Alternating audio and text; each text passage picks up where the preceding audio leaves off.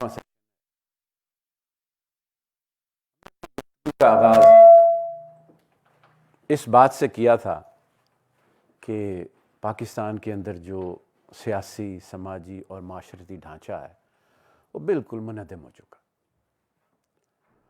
مگر ہم نے یہ بھی آبزرو کیا کہ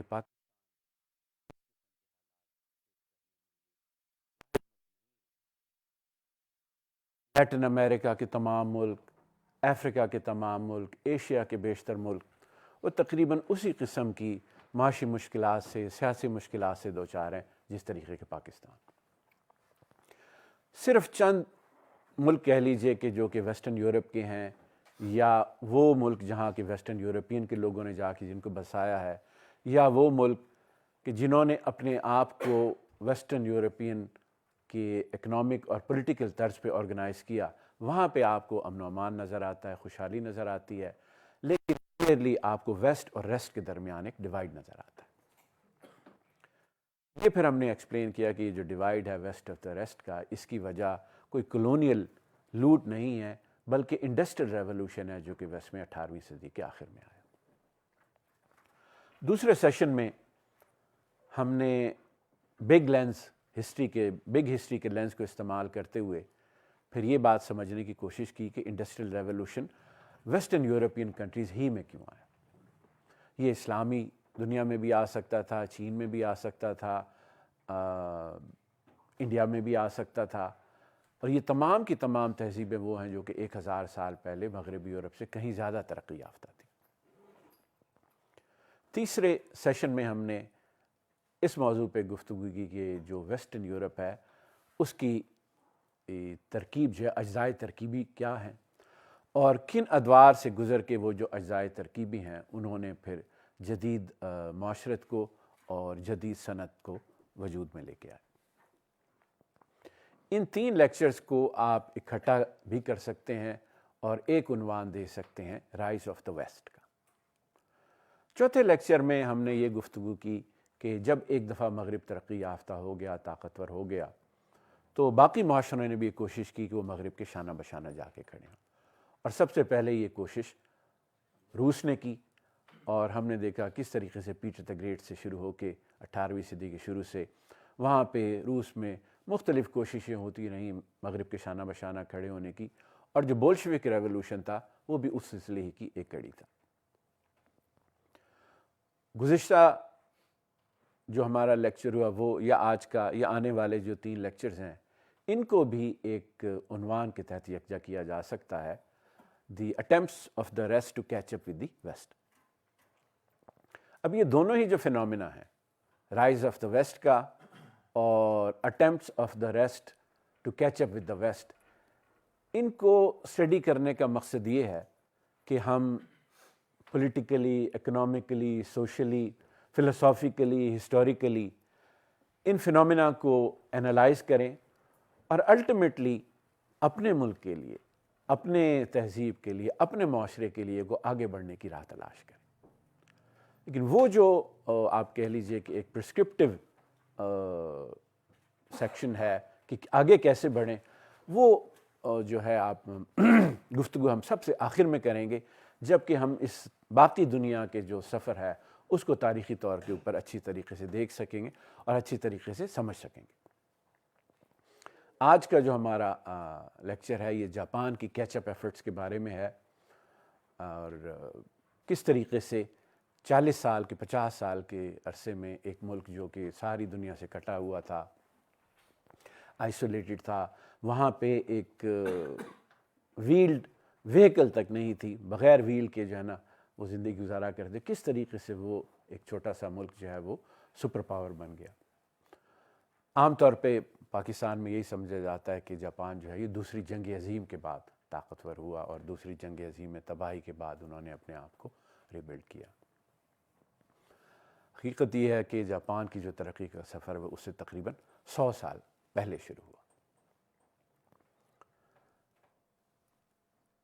جاپنیز آئلینڈز میں جو ہیومن پریزنس ہے وہ 30 سے 35 سال پرانی ڈیٹ بیک ہوتی ہے، لیکن وہاں پہ جو زراعت ہے وہ اس طریقے سے انڈیجنسلی ایوالو نہیں ہو سکی، نہ ہی وہاں پہ جو میٹل ایج ہے، برونز ایج یا آئرن ایج، وہ وہاں پہ انڈیجنسلی آ سکی۔ یہ جو ساری ٹیکنالوجی ہیں یہ تقریباً 3000 سال پہلے ساؤتھ ایسٹ ایشیا، وہ کنٹریز جو کہ اب آپ کہہ لیجیے ویتنام ہے، رائس پروڈیوسنگ ہے، وہ یا کوریا ہے، اس کے تھرو یہ ٹیکنالوجی رائس کلٹیویشن کی اور میٹل کی یہ جاپان میں آتی ہے تقریباً 3000 سال پہلے، اور پھر اس کے بعد وہاں پہ پروڈکشن میں اضافہ ہوتا ہے، وہاں پہ آبادی میں اضافہ ہوتا ہے، اور سیڈنٹری کمپلیکس سوسائٹیز آہستہ آہستہ وجود میں آتی ہیں۔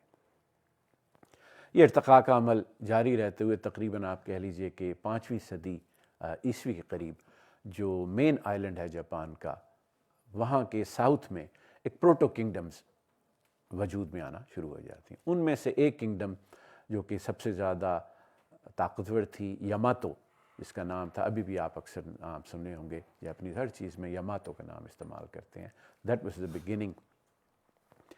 اس یاماتو کنگڈم کا جو کہہ لیجیے کہ فرما روا تھا، he wanted to modernise his realm, اور اس نے اس وقت جو دنیا کی سب سے ایڈوانس ترین تہذیب تھی، ملک تھا، اس سے سیکھنے کا فیصلہ کیا۔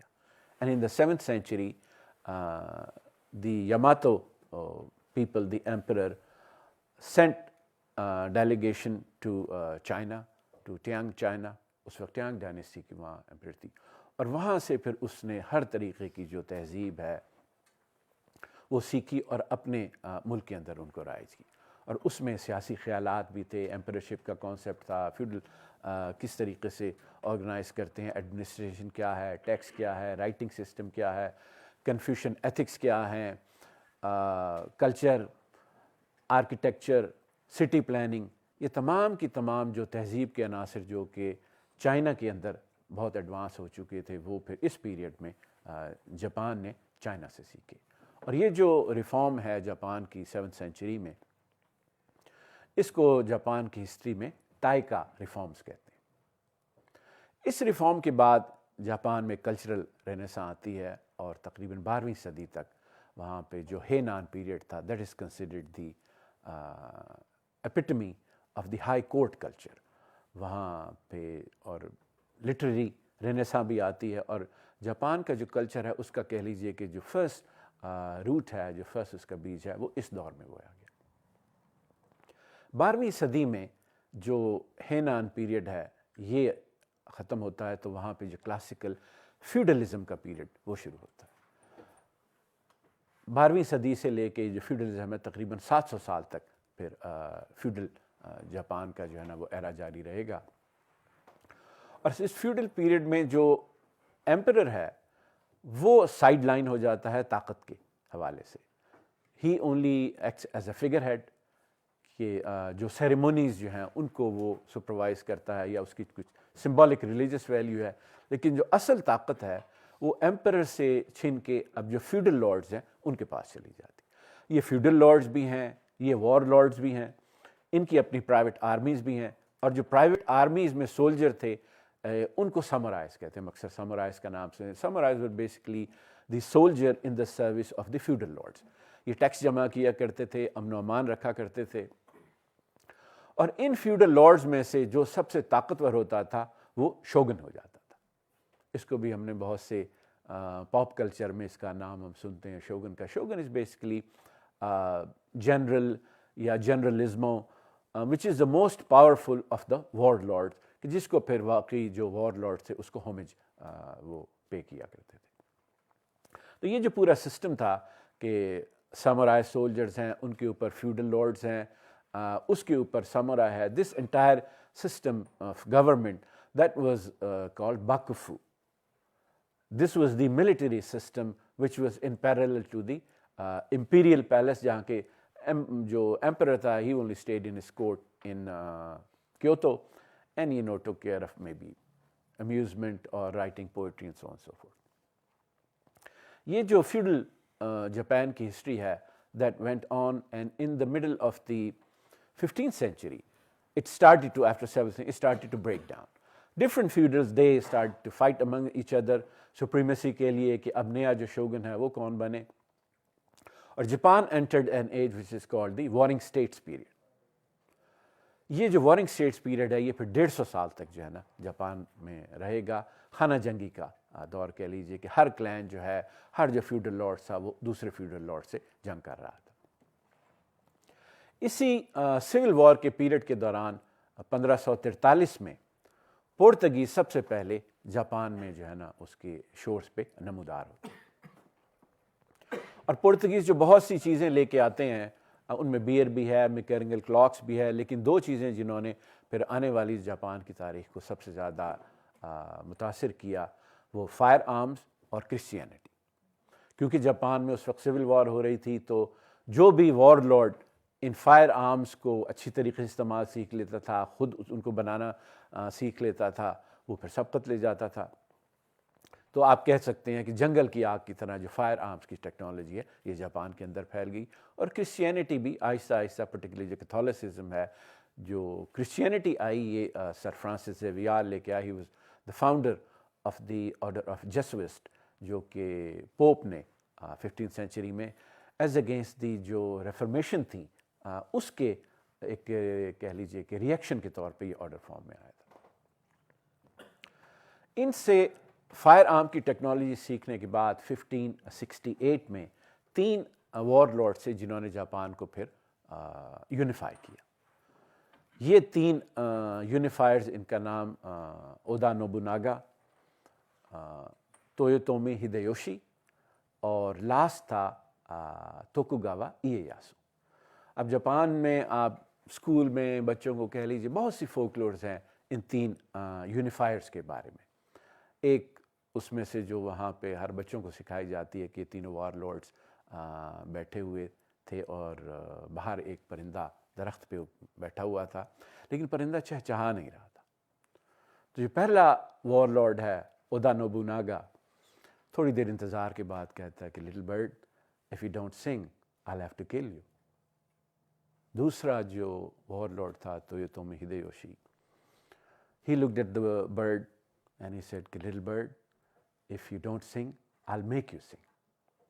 اور جو تیسرا یونیفائر تھا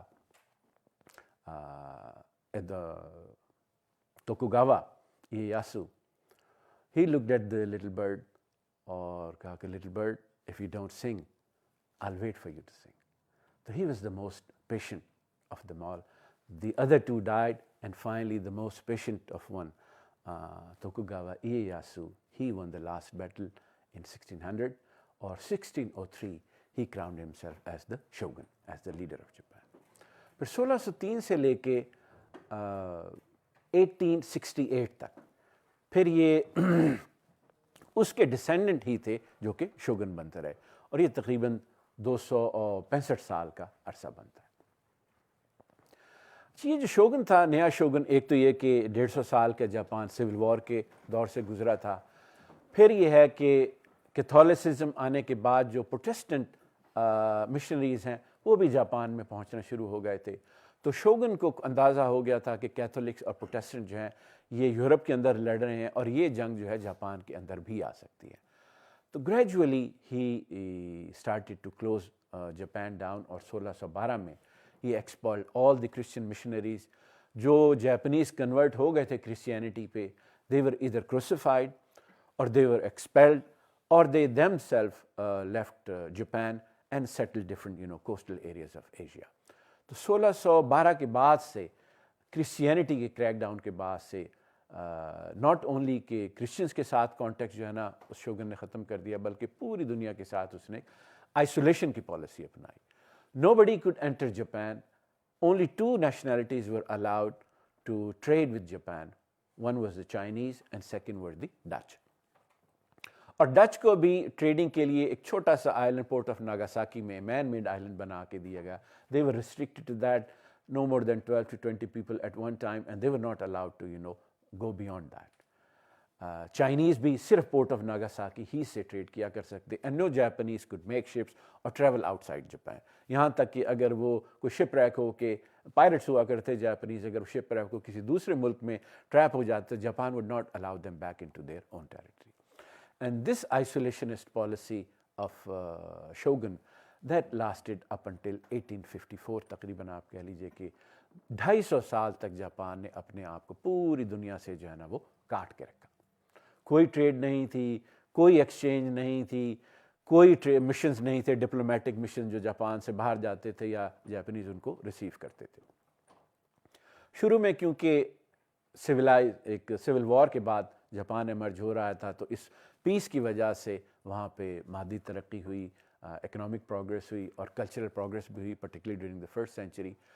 اور اب بھی جاپان کی بہت سی ویلیوز, ان کے جو سوچنے کا طریقہ کار ہے, psychological profile of the Japanese, art, culture, اس میں سے بھی بیشتر وہ ہے جو کہ جس کی بنیاد, جس کی جو کہہ لیجیے کہ شروعات پھر ایدو پیریڈ کے دوران ہوئی.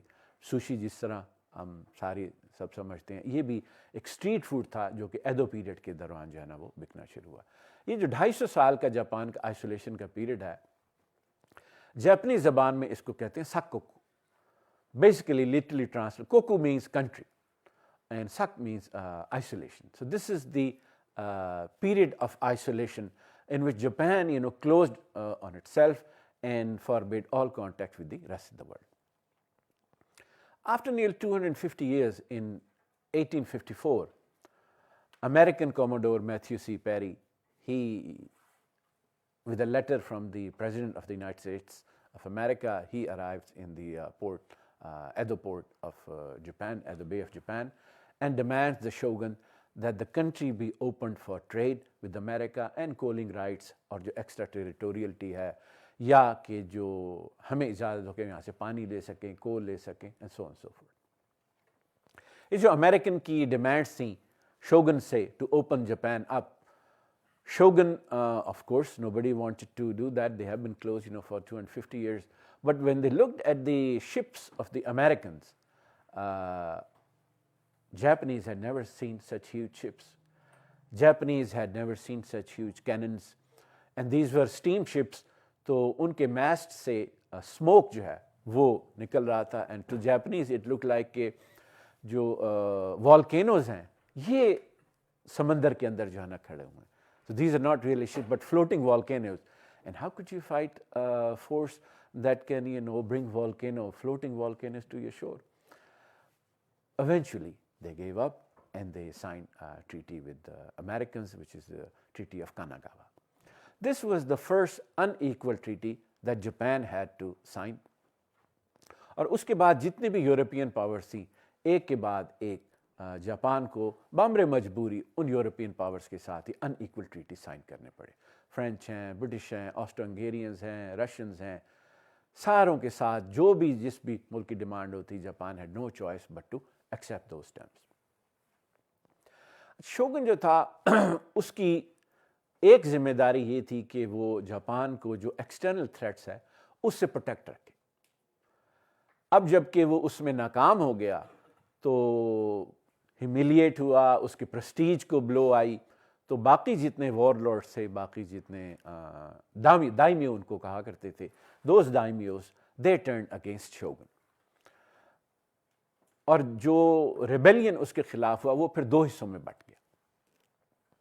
ایک حصہ وہ تھا جو کہ شوگن کے ساتھ مل کے جو فارنرز آئے تھے ان کو وہ ریپیل کرنا چاہتے تھے. کہتے کہ ٹھیک ہے, ہماری جو ٹیکنالوجی ہے وہ پرانی ہے, ہم تلواروں سے لڑتے ہیں, ہمارے پاس جدید شپس نہیں ہیں, گنز نہیں ہیں, مگر ہمارے پاس ہماری جو روایات ہیں سامورائز کی, واریر اسپرٹ ہے.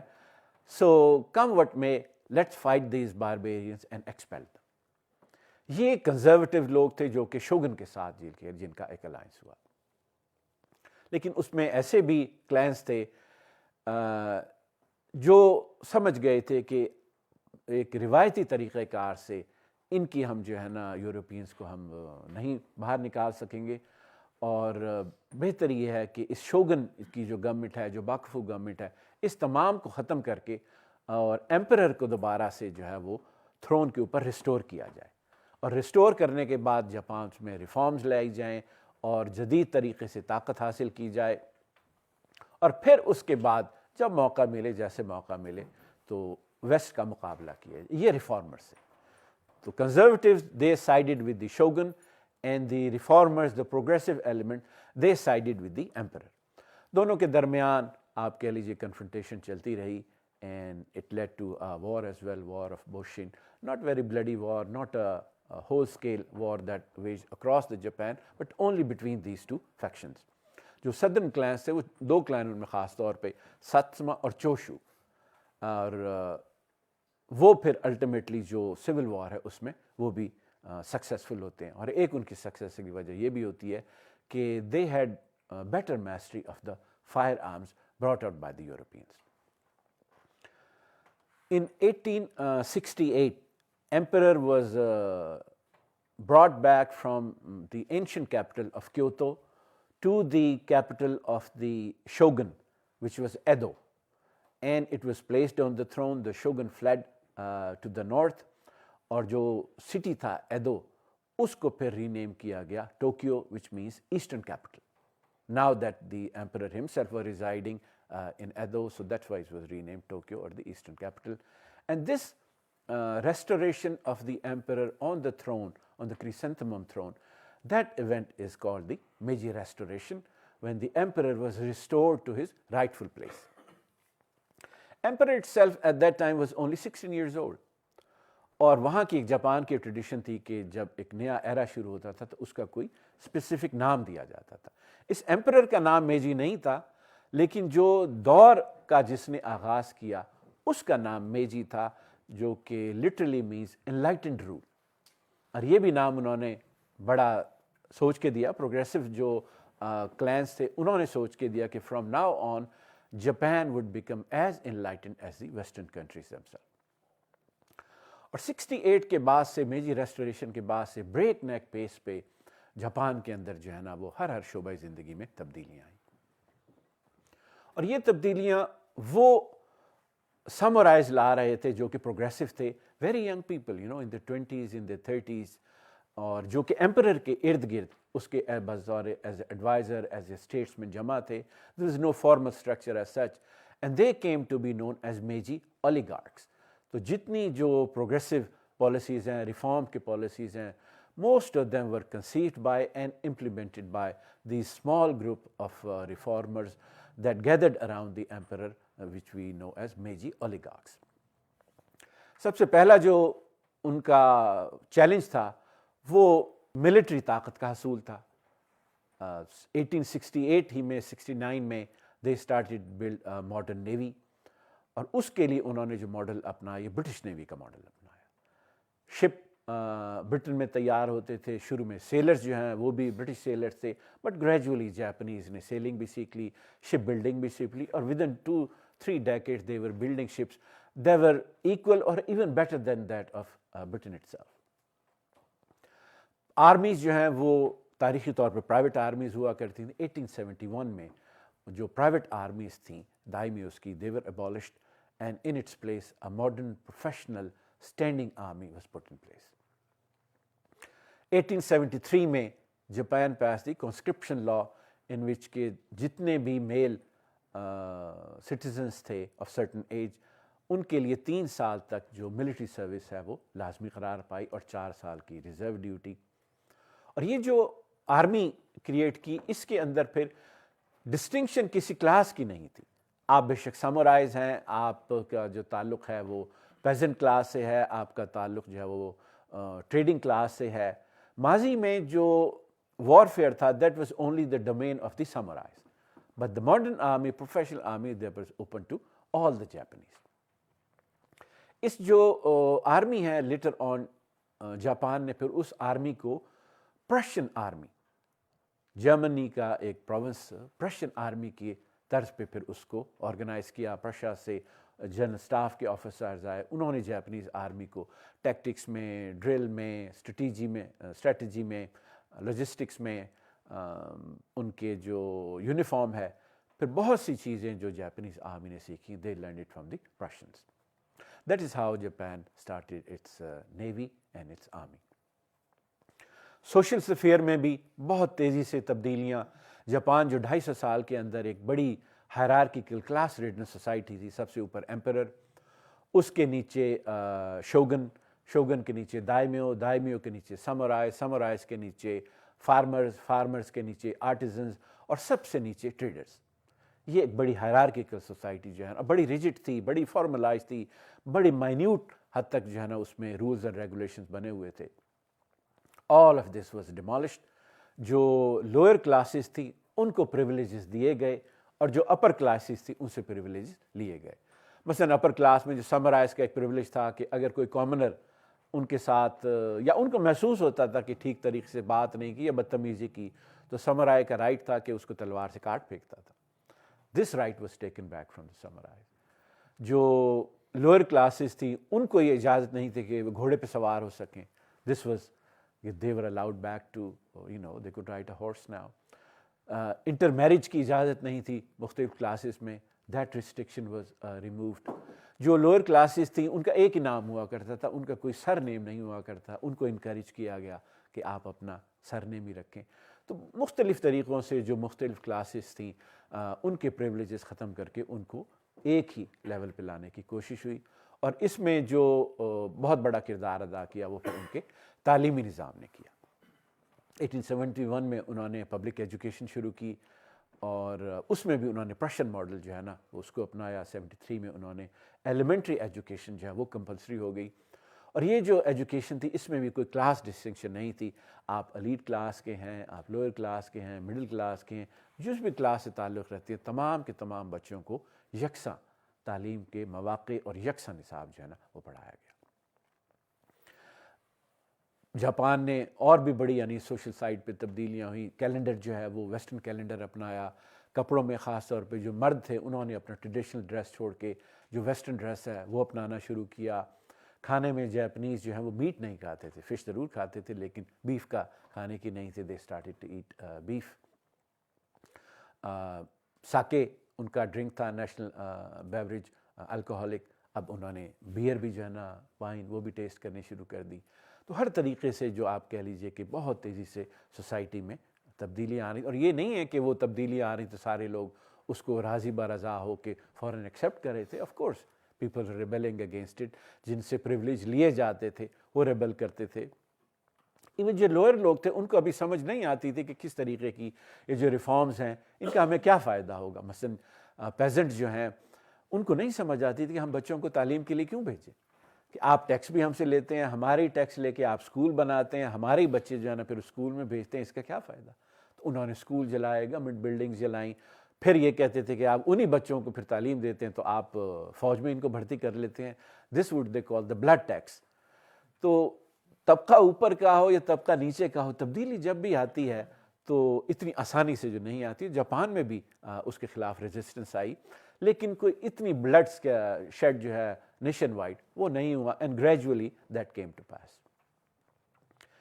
ایک جو جاپان نے خاص بات جو مغرب سے سیکھنے کی یہ کی کہ 1871 میں they formed delegation of about 100 people or so, جس میں کہ ان کے جو ٹاپ پولیٹیشنس تھے, ٹاپ اسٹیٹسمین تھے, ٹاپ بیوروکریٹس تھے, ان کو یہ مینڈیٹ دیا کہ آپ مغرب جائیں, ان کا دورہ کریں اور وہاں سے سیکھ کے آئیں اور یہ دیکھیں کہ کون سے مغربی ملک میں کون سا نظام سب سے بہترین ہے اور کون سا نظام ہے کہ جو جاپان میں آ کے اس کو سوٹیبل ہوگا, جس کو رائج کیا جا سکتا ہے. اس میں اسٹوڈنٹس بھی تھے, میلز بھی تھیں, فیمیلز بھی تھیں.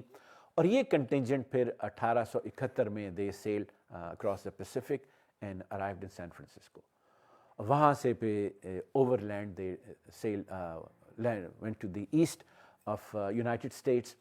اور یہ کوئی فورن اسٹوڈنٹس کا ٹرپ یا نہیں تھا کہ اوکے آپ وہاں سے جائیے رپورٹ لکھے. دیز ور ریئلی پریکٹیشنرز جو کہ جاپان کی اس وقت تبدیلیوں کو لیڈ کر رہے تھے اور جاتے ہوئے یہ انسٹرکشن دے کے جو عبوری حکومت تھی کہ آپ نے کوئی بڑی تبدیلی ہمارے پیچھے نہیں کرنی ہے جب تک ہم مغرب سے سیکھ کے نہیں آتے. Just hold on, when we come back then we'll tell you how to proceed forward.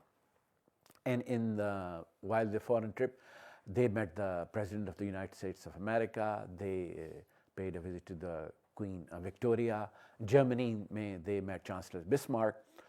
اور آنے کے بعد 2 سال تک یہ جو ہے نا یورپ میں بھی رہے. اس کے بعد آتے ہوئے ایشیا کے بہت سے ملکوں کا بھی دورہ کر کے آئے. انہوں نے اپنی جو بھی وہاں سے سیکھ کے آئے تھے پھر 5 والیومز میں انہوں نے اپنی رپورٹ جو ہے وہ میجی گورنمنٹ کو سبمٹ کی. اور اس کے نتیجے میں پھر دنیا میں جو بھی بیسٹ سسٹم اویلیبل تھا جاپان نے اس کو اپنایا. مثلا جو لیگل سسٹم ہے، پولیس سسٹم ہے، ان کو فرانس کا بہترین لگا، وہ جاپان نے اپنایا. جو ہائر ایجوکیشن تھی وہ امریکن اور پرشیا کی ان کو بہتر لگی، وہ جاپان نے اپنائی. میڈیکل ایجوکیشن جرمنی کی بہترین تھی، وہ جاپان نے اپنائی. ڈاک کا سسٹم اور ریل کا نظام یہ برٹش کا سب سے ایڈوانس تھا، وہ جاپان نے اپنایا. اس طریقے سے جہاں بھی ان کو جو بہترین خیال ملا، سوچ ملی، اداروں کا ترکیب ملی، وہ انہوں نے اس کو دیکھا، اس کو پرکھا، اور پھر جو جاپان کے اندر ان کے معروضی حالات تھے اس کو بھی جائزہ لیا، اور پھر انہوں نے اس کو اپنے ملک کے اندر رائج کیا. تو یہ جو ایک ان کا طریقہ کار تھا جاپان کا سیکھنے کا، اس کو ہسٹورینز ریشنل شاپنگ بھی کہتے ہیں، کہ انہوں نے ریزن کو استعمال کرتے ہوئے ساری دنیا میں گئے، سیکھا، سسٹمز کو ایویلیویٹ کیا، اور پھر ان کو ریشنل طریقے سے، لاجیکل طریقے سے جاپان کے اندر امپلیمنٹ کیا. اور یہ جو پورا کا پورا مشن ہے، یہ جو طریقہ کار ہے، اس کا آئیڈیا جاپنیز گورنمنٹ کو دیا ایک ڈچ مشنری نے. اور ڈچ مشنری کے ذہن میں وہ ایمبیسی تھی جو کہ Peter the great of Russia لے کے گیا تھا ڈچ اور انگلینڈ میں، آسٹریا میں ان 1697-1698. تو جس کا ذکر ہم نے پچھلی دفعہ اپنے بولشوک ریولوشن کے دوران کیا، کہ جب رشیا نے ماڈرنائزیشن کا آغاز کیا تو پیٹر دا گریٹ نے جا کے ویسے سیکھا. اب اسی تجربے کو سامنے رکھتے ہوئے جاپان نے بھی ایک مشن بنا کے مغربی ممالک میں لوگوں کو بھیجا، وہ وہاں سیکھ کے آئے اور انہوں نے جاپان کو ماڈرنائز کیا. اچھا، politically emperor was restored back on the throne. There were people gathered around the emperor. They were making decisions, but there was no formal constitution. There was no political structure. There was no parliament. There were no elected, politicians. So how could you govern a modern country? تو reforms کی بہت سی وہاں پہ جو ہے نا خیالات تھے، اور بعض لوگ جو ہے نا وہ جو برٹش سٹائل ڈیموکریسی ہے اس کو پریفر کرتے، جو کہ ہمارے ہاں رائج ہے. بعض اس کے حامی نہیں تھے، اور یہ ان کی ڈیبیٹ چل رہی تھی. بٹ ایمپرر پرومس کہ by the end of 1880s I will give you a constitution. تو اس کے لیے ایکسپرٹس جو ہے نا انہوں نے سر جوڑ کے بیٹھے، لیکن کنسنسس پھر یہی ہوا کہ جو ویسٹرن جو British style representative parliamentary democracy ہے، جاپان ابھی اس کے لیے تیار نہیں. اور جو مین ڈرافٹر کانسٹیٹیوشن تھا ایتو ہیروبومی، finally when he looked around all the European countries, the model of Prussia that looked to him that is more suited or most suited to the conditions in Japan. ایک وجہ اس کی یہ بھی تھی کہ چانسلر بسمارک نے 1871 میں جو جرمن ڈفرینٹ جو اسٹیٹس تھیں ان کو یونیفائی کر کے ماڈرن جرمنی کی بنیاد رکھی تھی. تو جاپان کو بھی کچھ یہی نظر آ رہا تھا کہ اب ہم نے جاپان کو یونیفائی کرنا ہے، کنٹری کو ماڈرن کرنا ہے. تو جرمنی کی example would be most suited. تو وہیں کا ایک لیگل اسکالر تھا آسٹرین وانسٹائن، اس کی تھیوری کی بیسس پہ 1889 میں emperor Meiji granted a constitution to the people of Japan. اچھا، یہ جو کانسٹیٹیوشن ہے، ایمپرر سیڈ کہ this is a gift from the emperor to the people of Japan. Technically, the sovereignty still belongs to the emperor and not to the people. And the emperor, in its own benevolence, is presenting this constitution as a gift to the people of Japan, basically, technically, who are still their subjects. اس constitution کی basis پہ 1890 میں Japan میں پہلی دفعہ election ہوتے ہیں، lower house کے، ڈائٹ جسے وہ کہتے ہیں. لیکن اس الیکشن میں بھی صرف 1.13% پاپولیشن ہے وہ ووٹ کر سکتی ہے. Only male of certain age, جو کہ ایک سرٹن ٹیکس دیا کرتے تھے، residency, only they are allowed to vote. And this constitution of the imperial Japan then lasted up until 1947 میں. All throughout the rise of the empire of Japan, that was the constitution. ایک اور جو بہت area جس کے اندر بہت تیزی سے جاپنیز تبدیلی لے کے، وہ آف کورس ان کی معیشت تھی. سب سے پہلے ایگریکلچر پہ توجہ دی گئی، کوآپریٹیوز بھی فارم ہوئے، پیداوار میں اضافہ ہوا، ان کی جو کیلوری انٹیک تھی وہ بہتر ہوئی، آبادی میں اضافہ ہوا. لیکن یہ جو پورا ایگریکلچر سیکٹر تھا، دیٹ واز ہائیلی ٹیکسڈ. اور جو ٹیکس کے ریونیوز تھے وہ جاپنیز حکومت دو طریقے سے ان کو استعمال کرتی تھی. ایک تو انفراسٹرکچر بلڈنگ کے لیے اور دوسری نئی انڈسٹریز لگانے کے لیے. اور فارن ایکسچینج کی بھی ضرورت ہوتی ہے, تو فارن ایکسچینج کے لیے جاپنیز دو چیزیں ایکسپورٹ کیا کرتے تھے, ایک تو چائے اور سب سے بڑھ کے سلک کی سٹاکنگز. عورتیں یہ فیکٹریوں میں سلک کی سٹاکنگز بناتی تھیں, and they were very popular among the elite in the United States. تو اس طریقے سے انہوں نے فارن ایکسچینج جو ہے نا وہ ارن کیا. اور جو اسٹیٹ اونڈ انٹرپرائزز تھے, پھر بہت جلد ہی میجی گورنمنٹ نے they sold it to the private sector.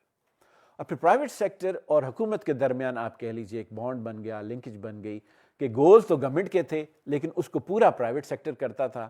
اور وہاں سے جو ایک اسپیشل جاپنیز انسٹیٹیوشن ہے جو کہ ان کی انڈسٹریلائزیشن میں جس نے بڑا پیوٹل رول ادا کیا, زائباتسو, بیسیکلی انگریزی میں اگر آپ اس کو ٹرانسلیٹ کیجئے تو کنگلومریٹس, یہ پھر وجود میں آئے. اور چند نام ایسے ہیں کہ اب زبان زد عام ہے 150 سال بعد بھی, متسوبیشی, سومیتومو, متسوئی, اور چوتھی جو بڑی تھی اس زمانے میں یاسودا تھی, وہ تھوڑی سی اب پیچھے رہ گئی ہے. اور یہ جو ان کی ایڈوانسمنٹ تھی انڈسٹری میں, اکانومی میں, اس کا ایک لینڈ مارک یہ تھا کہ ان 1897 Japan adopted the gold standard. Now the currency of Japan was tradable in the exchanges in New York and London. یہ ساری تبدیلیاں تھیں سوسائٹی میں, پولیٹکس میں, اکانومی میں, ایگریکلچر میں. اس کا پہلا ٹیسٹ آیا 1894 اور 95 میں during the first Sino Japanese war. جب یہ وار شروع ہوئی ہے تو جتنے بھی آبزرورز تھے, military observers, they could see a very quick victory for the Chinese Qing dynasty. More numerous forces تھیں Qing dynasty کی, اور of course 2000 سال سے جو چین تھا وہ اس علاقے کی سپر پاور تھا, ہیجمون تھا. How could a small island nation like Japan جو کہ انسگنیفیکنٹ تھا 250 سال سے جو کہ بند تھا, how could they beat Qing dynasty? Nobody could imagine that, but that's exactly what happened. And very small island nation that had been ignored for 250 years, that beat the empire of China, the Qing dynasty, and everybody was amazed. Japanese also got a boost to their morale, اور اس کے 10 سال بعد 1904-1905 میں now the Japanese defeated Russia in the Russo-Japanese war. پہلے they had a land victory, and then to support their land forces, Russian armada sailed halfway across the world. As soon as they reached the battlefield in the Straits of Tsushima, they were annihilated by a Japanese navy. Such a crushing defeat that almost the entire navy of the Russian Empire was annihilated. That really shocked the world. That was the first time کہ ایک Asian country نے modern دنیا میں modern جنگ کے طریقہ کار استعمال کرتے ہوئے ایک ویسٹرن پاور کو شکست دی تھی. Japanese were of course Tokyo میں آپ کہہ سکتے ہیں کہ سیلیبریشن فار ڈیز, جو وار ہیروز تھے, دے were received by the emperor. ان 1910 اب جاپان کی جو ایمبیشنز تھیں ایمپائر کی, وہ بھی بلڈ ہو رہی. دیکھیے everybody in that once you have superpower, what do you do? In that age, all had an empire. The Britain had an empire, the French had an empire, the Dutch had an empire, Italians had an empire. Now that Japan is a superpower, Japan should have its own empire as well. In 1910, they annexed Korea. And then Korea would remain a colony of Japan from 1910 up until 1945. By 1910, Japan was established a military and economic and political power. اور جب یہ انہوں نے طاقت حاصل کر دی تو 1911 میں finally Japan asked all the European powers to renegotiate the unequal treaties. And all of those unequal treaties were renegotiated. جو humiliation جاپان نے سفر کی تھی 1854 کے بعد, that was avenged. And once all this job was done, the Emperor Meiji died in 1912.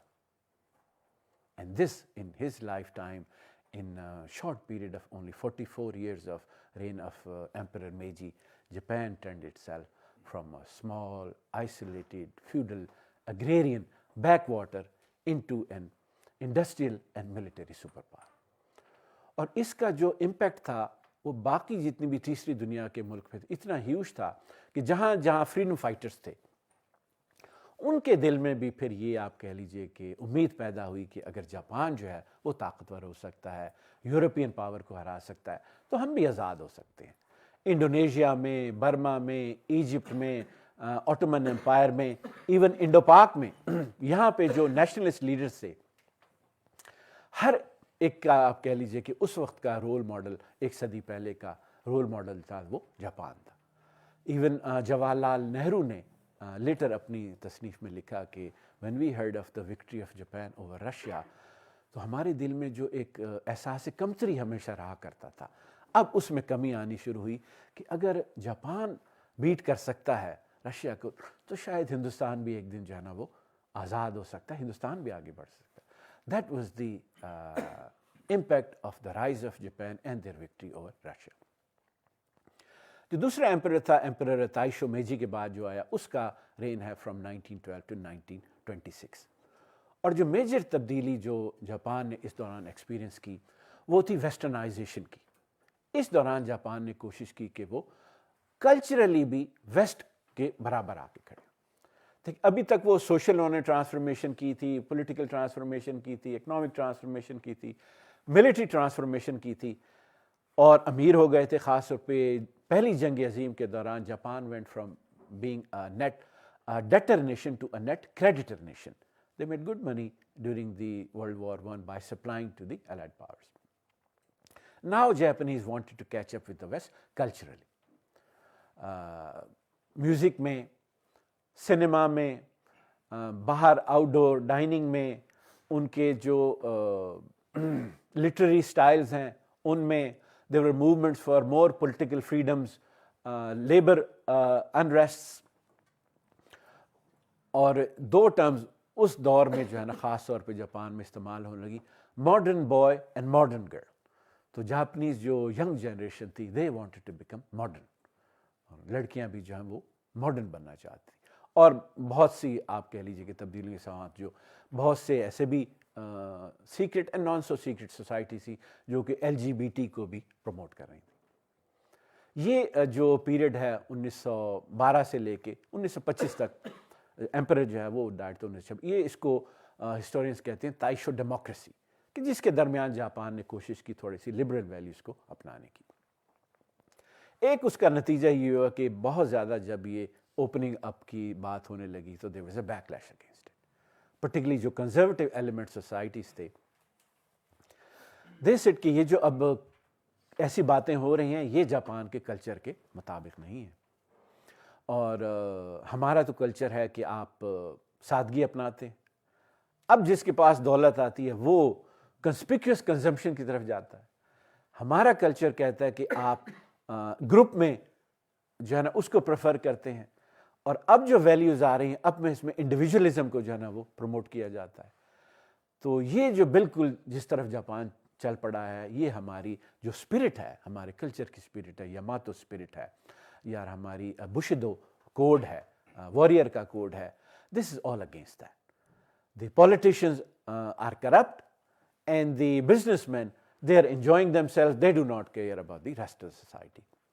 یہ back lash پھر آنا شروع ہوتا ہے, خاص طور پہ 1923 میں ایک ٹوکیو کے گریٹ ارتھ کوئک کے بعد یہ ٹینڈنسی جو ہے نا بیک لیش بڑھتی چلی جاتی ہے. ان 1925 جاپان پیسز اے لا, پیس پریزرویشن لا, اور اس میں دو چیزوں کو آؤٹ لا کر دیا جاتا ہے, غیر قانونی قرار دی جاتی ہے. ایک چیز ہے کہ آپ پرائیویٹ پراپرٹی کے خلاف پروپیگنڈا نہیں کر سکتے. یہ اس لیے ہوا کہ اس وقت جو سوشلسٹ اور کمیونسٹ آئیڈیالوجیز ہیں وہ بھی بہت پھیلتی چلی جا رہی تھیں. ایک اس کو بین کر دیا, اور دوسرا آپ جو ایمپرر سسٹم ہے جاپان کا اس کے خلاف بھی آپ کسی قسم کا جو ہے نا پروپیگنڈا نہیں کر سکتے. So these were the two things upon Japan legally cracked down in 1925. اور اس کے بعد سے پھر جاپان جو ہے وہ آہستہ آہستہ رائٹ ونگ کی طرف موو کرتا چلا گیا. وہاں پہ ملیٹنسی, زینوفوبک ٹینڈنسیز, رائٹ ونگ کے جو ایلیمنٹس ہیں ملٹری میں بھی اور سویلین گورنمنٹ میں, پھر وہ طاقتور ہوتے چلے گئے. بہت سے جو وہاں پہ رائٹ ونگ کی سوسائٹی تھی انہوں نے پولیٹیشنز کو اور بزنس مین کو ان کو اسیسنیٹ بھی کرنا شروع کر دیا. گورنمنٹ نے اور آرمی نے جو انڈسٹری تھی اس کے اوپر بھی اپنا کنٹرول بڑھا دیا کہ ان کیس آف وار جو پروڈکشن ہے اس کو وہ وار کے لیے استعمال کر دیا. اینڈ گریجولی جاپان جو ہے دیٹ سلڈ انٹو ملٹریزم, شوونزم. اور جو ان کی ایک ایکسپینشن کی پالیسی تھی, امپائر بلڈنگ کی پالیسی بھی, وہ بھی کنٹینیو رہی. 1931 دے انویڈڈ منچوریا. 1934 میں they place the x emperor of China پو یی on a throne of the puppet state they had created, Manchukuo. On 1937 میں finally Japan invaded China, and that was the start of the second Sino-Japanese war. اب یہ جو Japan کی activities تھیں, expansion کی activities تھیں اور امپائر بلڈنگ کی ایکٹیویٹیز تھیں, which they would call East Asia co-prosperity zone. Americans اور باقی Europeans power they were against it, they were asking Japan. اور جاپان کی دیکھیے اس طرح ہم نے کہا کہ they wanted to become culturally equal to the West. Japanese کو یہ ان کے سائیکی کے اندر آ گیا کہ ہم نے سب طریقے سے ترقی کر لی ہے, but the European powers they do not accept us, they are racially equal. وہ جو سفید فام لوگ ہیں وہ اپنے آپ کو سپیریئر سمجھتے ہیں, اور اس کے خلاف جاپان یہاں تک گیا کہ جو پیس ٹریٹی تھی, Paris peace treaty after World War one, Japanese tried to insert a racial equality clause that all races are equal, but that clause was turned down by the Americans. اور پھر یہ جو tendency ہے شوونسٹک tendency Japan کے اندر بڑھتی چلی گئی, ان کے اوپر پابندیاں لگنے لگیں, اور آخر میں جو امریکنز نے آئل امبارگو امپوز کیا ہے جاپان پہ, تو finally Japan attacked on Pearl Harbor 17 December 1941, and that is how Americans entered World War II. World War II was extremely brutal, fought in the Pacific between two powers, Americans and the Japanese. جو Eastern Front پہ basically it were two power, Germany against Russia, and here you had Japan against the United States. Very brutal conflict. Americans sacrificed a lot, and finally island hopping کی strategy اپناتے ہوئے they confined the Japanese to the main island. But still Japanese would not give up. They had their warrior code, Bushido code, samurai کی traditions تھیں, and they would fight to the death. And Americans had no choice, or so they said, and they finally dropped 2 atomic bombs in Hiroshima and Nagasaki in August of 1947. And at that time, when the military still wanted to fight, and they had plans کہ کس طریقے سے جو ہم civilians کو, بچوں کو, even if they undertook کہ کس طریقے کریں گے, but emperor understood کہ it's over. He recorded a secret message, and it was secretly played, not quite known to the military hierarchy, and his famous words, now must do the undoable, think the unthinkable, and suffer the unsufferable. Then almost کہہ لیجیے words تو اس طریقے سے استعمال نہیں ہوئے, لیکن ایک capitulation of Japan, that is how it came in the result of 2 atomic bombs in Japan. اس کے بعد 1945 سے لے کے 1952 تک یہ 7 سال کا وہ عرصہ ہے جاپان کی تاریخ میں جب پہلی دفعہ جاپان کو کسی فورن پاور نے آکوپائی کیا. Otherwise, even they had invaded occupation by the Mongols in the last quarter of the 13th century. 2 دفعہ مونگولز نے کوشش کی کوریا سے جاپان کو انویٹ کرنے کی, دونوں دفعہ ٹائفون آ گئے اور ان کا آرماڈا تھا منگولز کا تباہ ہو گیا, اور وہ جو ٹائفون تھا اس کو جاپنیز میریکل سمجھتے تھے کہ this is the wind of the gods جس نے منگولز کو تباہ کیا. کامیکازے جو ہم نے لفظ اکثر سنتے ہیں, کامی means God and kaze means wind, the wind, God wind. So Japan was never colonized. This is the first time in Japanese history from 1945 to 1952, for 7 years period, that Japan was occupied by the Americans. اور یہ جو occupation effort تھی that was led by American General Douglas MacArthur.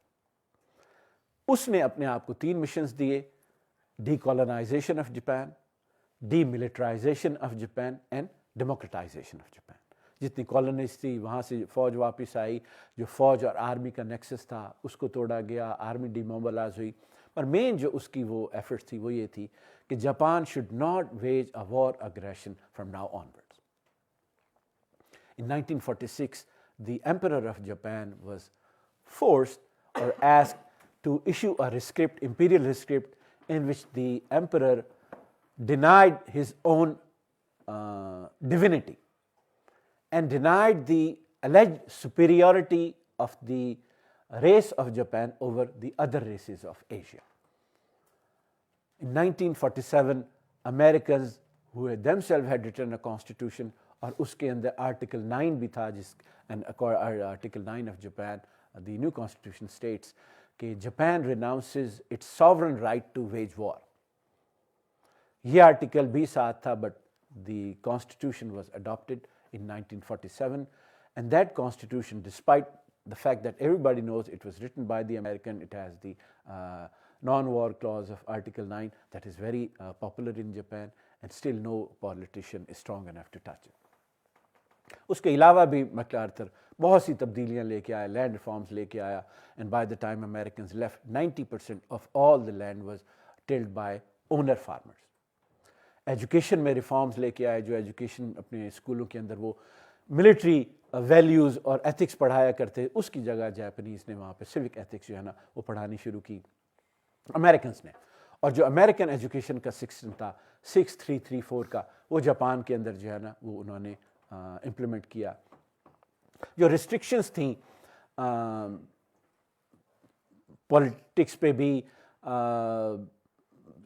Trade Unionist activities پہ بھی اور media پہ بھی, اس کو بھی پھر جاپنیز جو امریکنز نے آہستہ آہستہ میلو ڈاؤن کیا.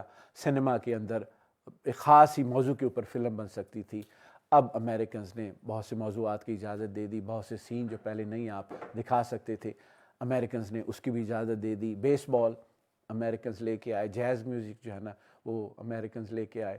تو ایک طریقے سے کہہ لیجیے کہ جاپان کا جو بہت ہی کلوزڈ اور ملٹرسٹک ان کا ایک مائنڈ سیٹ بن گیا تھا, Americans try to open them self up. 1950 میں that is a start of the Korean war, اور اس کے بعد جو امریکن کی پالیسی تھی ٹورڈز جاپان اس کے اندر تھوڑی سی تبدیلی آئی, اور جو لیفٹ ونگ کے سوشلسٹ, کمیونسٹ اور جو لیبر انریسٹ کریٹ کیا تھا امریکنز نے جان کے تھوڑا سا to shake the society up, now there was a reverse course and now Americans wanted to develop Japan as a role model of the capitalist world. It was the height of the cold war. U S S R اپنے جو proxies ہیں ان کو دنیا کے سامنے نمونے کے طور پہ پیش کر رہا تھا, امریکنز جو ہیں وہ اپنا بھی ایک رول ماڈل دنیا کے سامنے پیش کر رہے تھے. 1952 میں جو جاپان کی ساورنٹی تھی that was handed back to Japan in the treaty of San Francisco, اور امریکن اور Japan they sign a treaty of U S Japan peace treaty, security treaty. اور یہ جو سیکورٹی ٹریٹی ہے یہ اب تک قائم ہے. It is one of the most successful and longest lasting security treaty between two sovereign nations. تو جتنی بھی جاپان کی دفاع کی ذمہ داری ہے اب وہ امریکہ پہ ہے, انکلوڈنگ جو نیوکلیئر امبریلا بھی ہے جاپان کو اگینسٹ این اگریشن, وہ بھی امریکہ پرووائڈ کرتا ہے. اس کے بعد سے جو جاپنیز پولیٹیشنز ہیں انہوں نے جب ونس دی آپ کہہ لیجیے کہ دفاع was out of the way, تو ان کا ایک ڈاکٹرن تھا کہ now we should now concentrate upon the economic rebuilding of Japan. Yoshida ان کا پرائم منسٹر تھا, he was the architect of the peace treaty and he is also the architect of the reconstruction of Japan. In 1955, two big political parties, Liberal Party and the Democratic Party, they merged together and they formed LDP, Liberal Democratic Party. اور یہ party پھر 38 سال تک Japan میں ایک ہی party کی جو ہے نا وہ حکومت رہی, اور لبرل ڈیموکریٹک پارٹی کے پولیٹیشنز نے Ministry of International Trade and Industry MITI اور منسٹری آف فائنانس کے بیوروکریٹس نے, اور ان کے جو بزنس کے لیڈرز سے, یہ ایک آپ کہہ لیجیے کہ ٹرائنگل, ایک نیکسس بن گیا, پولیٹیشنز کیا, بیوروکریٹس کا اور بزنس مین کا. اور انہوں نے پہ ایک باقاعدہ طریقے سے جاپان کو جو ہے وہ دوبارہ سے ریبلڈ کیا, اور اس کی اکانومی کو جو ہے نا وہ ہر طریقے سے سپورٹ کیا, حکومت نے بھی, پرائیویٹ سیکٹر نے بھی. اور 1955 سے 1972 تک یہ عرصہ ہے جس میں تقریباً جاپان جو ہے 9 سے 10% اس کا گروتھ ریٹ رہا۔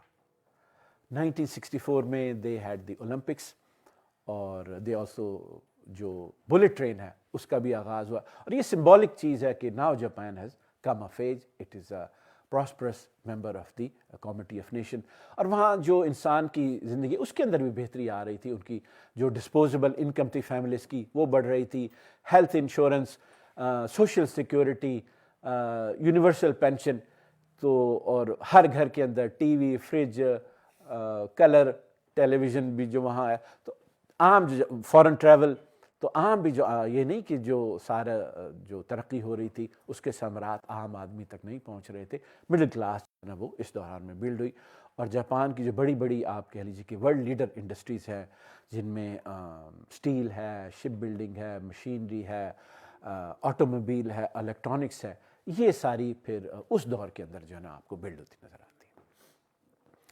In 1968, Japan became the second largest economy in the world, second only to the United States of America itself. And if you remember the date, when did Japan open itself, یا Meiji restoration کس دور میں؟ 1868. Exactly 100 years after the Meiji restoration, Japan became the second largest economy in the world. اور 100 سال کی struggle کے بعد finally you could say that Japan has finally caught up with the West. اس کے بعد سے جب آپ نے کیچ اپ کر لیا تو تھوڑا سا آپ کو اپنی معیشت کو، معاشرت کو، سیاست کو تھوڑا سا اوپن اپ کرنا پڑتا ہے، اس کے اندر انسینٹیوز دینے پڑتے ہیں، پروفٹ کے، انٹرپرینورشپ کے ایلیمنٹس آنا پڑتا ہے، سینٹرل پلاننگ سے سارا کام نہیں چل جاتا۔ ہم نے پچھلے لیکچر کے دوران بھی دیکھا تھا کہ when you S S are caught up, then there was a time for this reform, لیکن یو ایس ایس آر جو ہے یہ ٹرانزیشن نہیں کر سکا، اور کچھ اس ٹرانزیشن میں جاپان بھی جو ہے وہ فیل ہو گیا۔ ان 1970s ان کی پھر گروتھ ریٹ جو ہے نا وہ نہیں رہی، 74 میں first time they had a negative growth rate, اور اس کے بعد اکنامک مس مینجمنٹ کا کہہ لیجیے ایک سلسلہ شروع ہو گیا۔ Currency was under valued, exports, because of their exports to the United States, they were accumulating foreign reserves. Americans intervened, asked Japan to revaluate their currency upwards. جب جاپانیز کرنسی اپریشیٹ ہوئی ہے تو economically inside they had asset bubbles, land کا bubble, stock exchange کا bubble. اس bubble کے نتیجے میں ایک یہ بھی سچویشن آ گئی کہ total value of the real estate of Japan was 4 times more than the value of the entire real estate in the United States of America, جو کہ ایک ملک 25 گنا اس سے زیادہ بڑا ہے۔ So that was such a extent of the bubble that was created. اب bubble کو کریٹ کرنے کے لیے جب ڈیفلیشنری پالیسیز سینٹرل بینک نے انٹروڈیوس کی، ڈیفلیشنری پالیسیز، تو اس کی وجہ سے گروتھ متاثر ہوئی۔ پھر 1990s میں اور جو ارلی 2000 کا ایک ڈیکیڈ ہے اس کے اندر جاپان کا growth is only 1%. And these are called the 2 last decades of Japan. اور اس کا نتیجہ یہ ہوا کہ 2010 میں Japan was replaced from the position of the second largest economy to the third largest economy, and China overtook its place. Now China is the second largest economy, second only to the United States. لیکن اس کا یہ مطلب نہیں ہے کہ Japan کوئی غریب ملک ہے۔ Japan is still the third largest economy. It has one of the best life expectancy of male and female population. It has one of the best health insurance system, one of the best pension system, and it is one of the most peaceful and secure countries in the world. Crime rate is almost nil in Japan. So it is one of the best places to live still in the world. اب یہ جو Japan کا سفر ہم نے دیکھا، اگر 1543 سے شروع کریں جو پرتگیز آئے آج 2022 میں، تو تقریباً یہ 500 سال کا سفر بنتا ہے۔ اور 500 سال میں جاپان نے ہر طریقے کے تجربے کیے، آئسولیٹ کر کے بھی دیکھا، مغرب سے سیکھا بھی، ان کے شانہ بشانہ بھی ہو گئے، جنگ بھی کی، جنگ میں بھی ہار گئے، ہارنے کے بعد دوبارہ سے اپنے آپ کو ریبلڈ کیا۔ تو تقریباً ہر قسم کے اس کے اندر آپ کو سبق مل جائے گا ایک پسماندہ ملک کے لیے، تیسری دنیا کے ممالک کے لیے، کہ کس طریقے سے آگے بڑھا جا سکتا ہے۔ اگر میجر جو ہم وہاں سے لیسنز ڈرا کر سکتے ہیں ان کو دیکھیں تو ایک بات تو واضح ہے کہ اگر آپ یہ سمجھتے ہیں کہ آپ کبوتر کی طرح آنکھیں بند کر کے ویسٹ کو اگنور کر دیں گے اور آپ پھر بھی آپ جو ہے نا اپنی سوورنٹی کو اور اپنی آزادی کو قائم رکھ سکیں گے، تو that's not going to happen. بہت سے ملکوں کے لیے ممکن ہی نہیں ہے کہ ساری دنیا سے اپنے آپ کو کاٹ کے جو ہے نا زندہ رہیں۔ جاپان کے لیے ممکن تھا، they're an island nation, you know, on the far edge of the Eurasian land mass, so they could do that. مگر اس کے باوجود بھی 250 سال تک آئسولیٹ رہنے کے بعد when West came back knocking at their door, it was even more powerful. تو ویسٹ سے آئسولیشن یا نظر چرانا یا اس کا مقابلے سے کترانا، یہ اسٹریٹجی ایک سیلف ڈیفیٹنگ اسٹریٹجی ہے، it's not going to work. ایک جاپان کی مثال سے یہ بھی نظر آتا ہے کہ ہمارے جو پولیٹیشنز ہیں، ہمارے اسٹیٹسمین ہیں، اور بھی دنیا کے جو پسماندہ ممالک ہیں وہاں کے پولیٹیشین اسٹیٹسمین، اپنی تمام طرز پسماندگی کا ذمہ دار وہ کلونیلزم کو قرار دے دیتے کہ since we were colonized, that's why we are weak. کیونکہ ہم کولونائز ہوئے اس لیے ہم خود سے ترقی نہیں کر سکے، ورنہ یہاں بھی اسی طریقے سے انڈسٹریل ریولوشن آیا تھا، یہاں بھی جدیدیت آ جاتی۔ اب جاپان 250 سال میں کولونائز نہیں ہوا تو یہ نہیں کہہ سکتے کہ یہاں سے دولت لوٹ کے لے کے گئی، اس وجہ سے جاپان جو ہے غریب ہو گیا۔ جاپان 250 سال تک کوئی فورن پاور نے اس کو جو ہے نا رول نہیں کیا۔ جاپان چاہتا تو خود سے ماڈرنٹی اور انڈسٹریل ریولوشن جاپان میں بھی آ سکتا تھا، لیکن یہ دونوں چیزیں آپ کو جاپان کی تاریخ میں نظر نہیں آتی۔ تو یہ کہہ دینا کہ کلونیلزم ہی ہمارے جو پسماندگی کا ذمہ دار ہے، کم از کم جاپان کی تاریخ سے یہ ثابت نہیں ہوتا۔ جاپان کی تاریخ سے یہ بھی ثابت نہیں ہوتا کہ آپ تمام کی تمام جو ملبہ ہے وہ ریلیجن پہ ڈال دیں۔ جاپان میں کیتھولزم بھی آیا، وہاں پہ پروٹیسٹنٹزم بھی آیا، لیکن 1612 کے بعد وہاں کے جو شوگن ہے اس نے اس مذہب کو جڑ سے اکھاڑ کے جاپان کی سرزمین سے پھینک دیا، اور اس کے بعد سے جو بھی وہاں پہ طرز حکومت تھا، سیاست تھی، معیشت تھی، سماج تھا، جو بھی فیصلے کر رہے تھے ٹریڈیشنز کے مطابق کر رہے تھے، لیکن اس طریقے سے نہ وہاں پہ کوئی کلرجی تھی، نہ مذہب کا اتنا عمل دخل تھا عام زندگی میں، ایک طریقے سے سیکولر وہاں پہ حکومت تھی۔ مگر اس کے باوجود بھی جاپان اسی طریقے سے مغرب سے پیچھے رہ گیا جس طریقے سے وہ ممالک جہاں پہ مذہب کا زیادہ عمل دخل ہے۔ تو یہ بھی نہیں کہا جا سکتا کہ سارا کا سارا جو ہے ذمہ داری وہ صرف مذہب پہ ڈال دی جائے۔ جاپان کی تاریخ اس کی بھی نفی کرتی ہے۔ جاپان کی تاریخ اس کی بھی نفی کرتی ہے کہ دنیا میں پروگرس صرف ہیو اور ہیو ناٹس کی جنگ سے ہو سکتی ہے، class struggle, that is the only way to progress.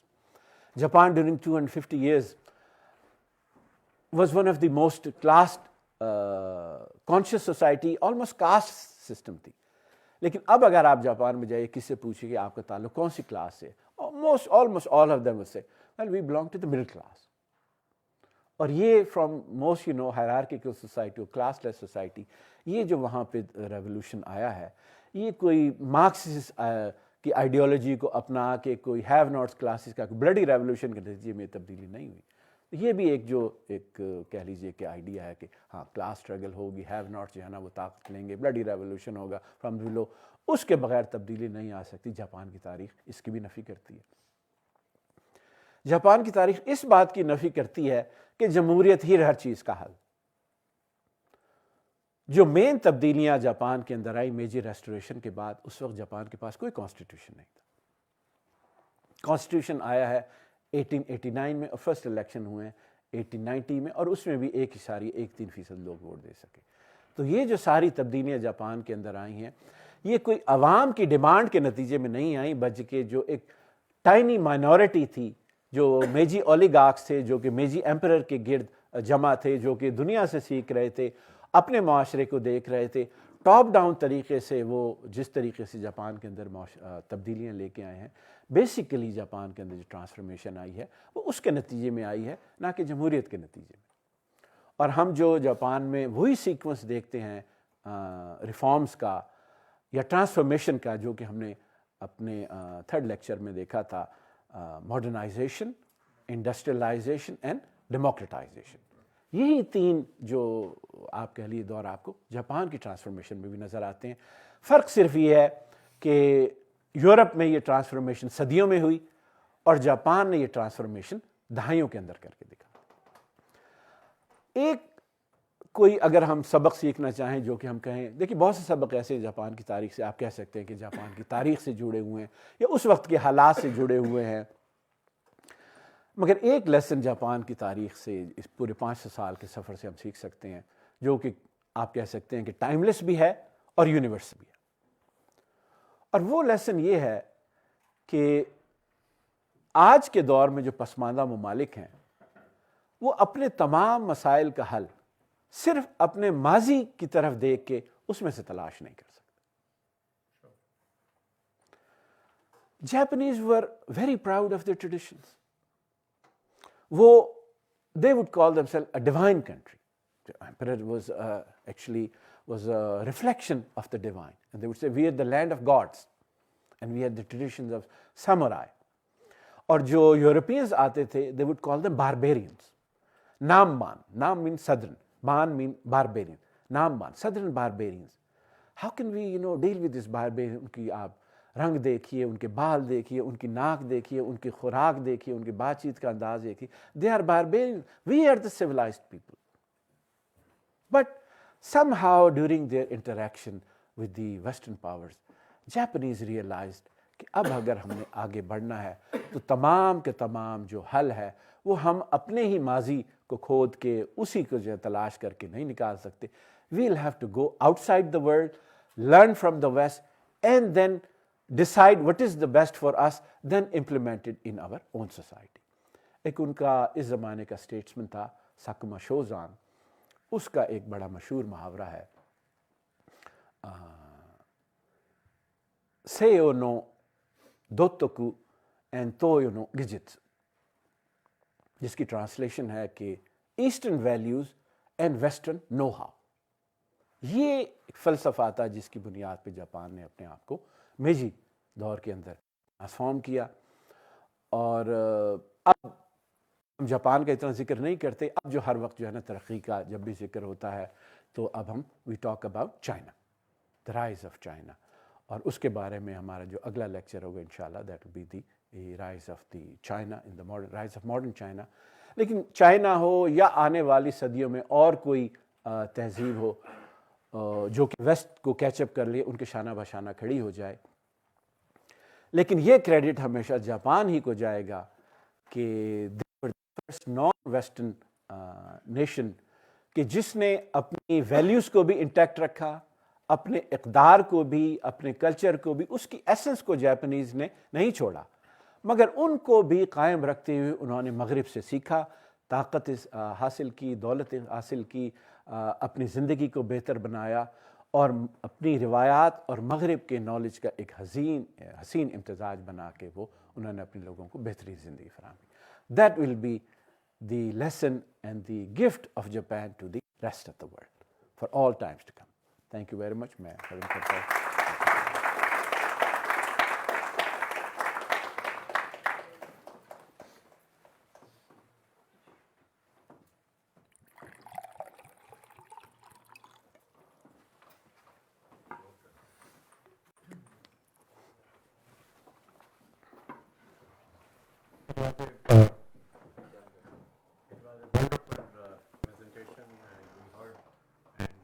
Collected a lot of information. It turned to be a package for our how to generate ideas. I put in two questions side by side. One is that Westerns, the white race, the white race tribe, and the hero of the Western aspect of life is England. You have to reply on this regard. England, wherever went and tried to colonize the rest of the world, they went with the claim and confidence that we born to govern others.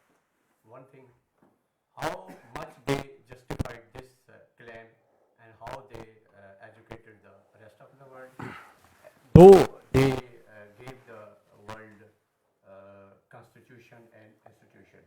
Second question is, as Japan, non-Western superpower, reached to the peak and went to the highest laurels of its intellect and paced up with the Western intellect.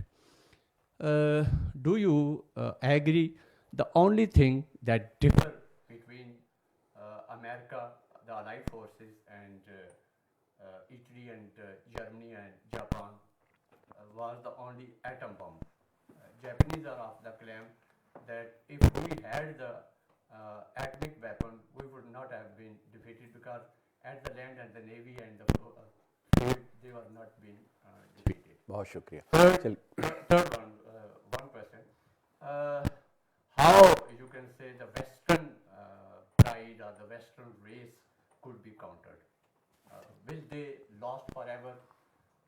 As individual is the outcome of all our learning and whatever the life will go on. Convention and tradition has been outlawed. Can we agree to this? G thank So you. individualism will rise in the world, or ever you can say counter will come to it or not? یہ پہلا آپ کا جو British umpire کے بارے میں سوال ہے. The British were able to create the largest empire in the world because they were the first in the race of industrial revolution. It was from Britain that industrial revolution started, and it is only natural that they became the biggest and the largest European colonizers. Of course, started by the Portuguese and the Spanish, but because of their superiority in industrialization, they could do better. تو اس میں جو بھی طاقت حاصل کرے گا شروع میں، وہ جا کے پھر اپنا حق جتائے گا کہ میرا حق ہے وہ امپائر بنانے کا.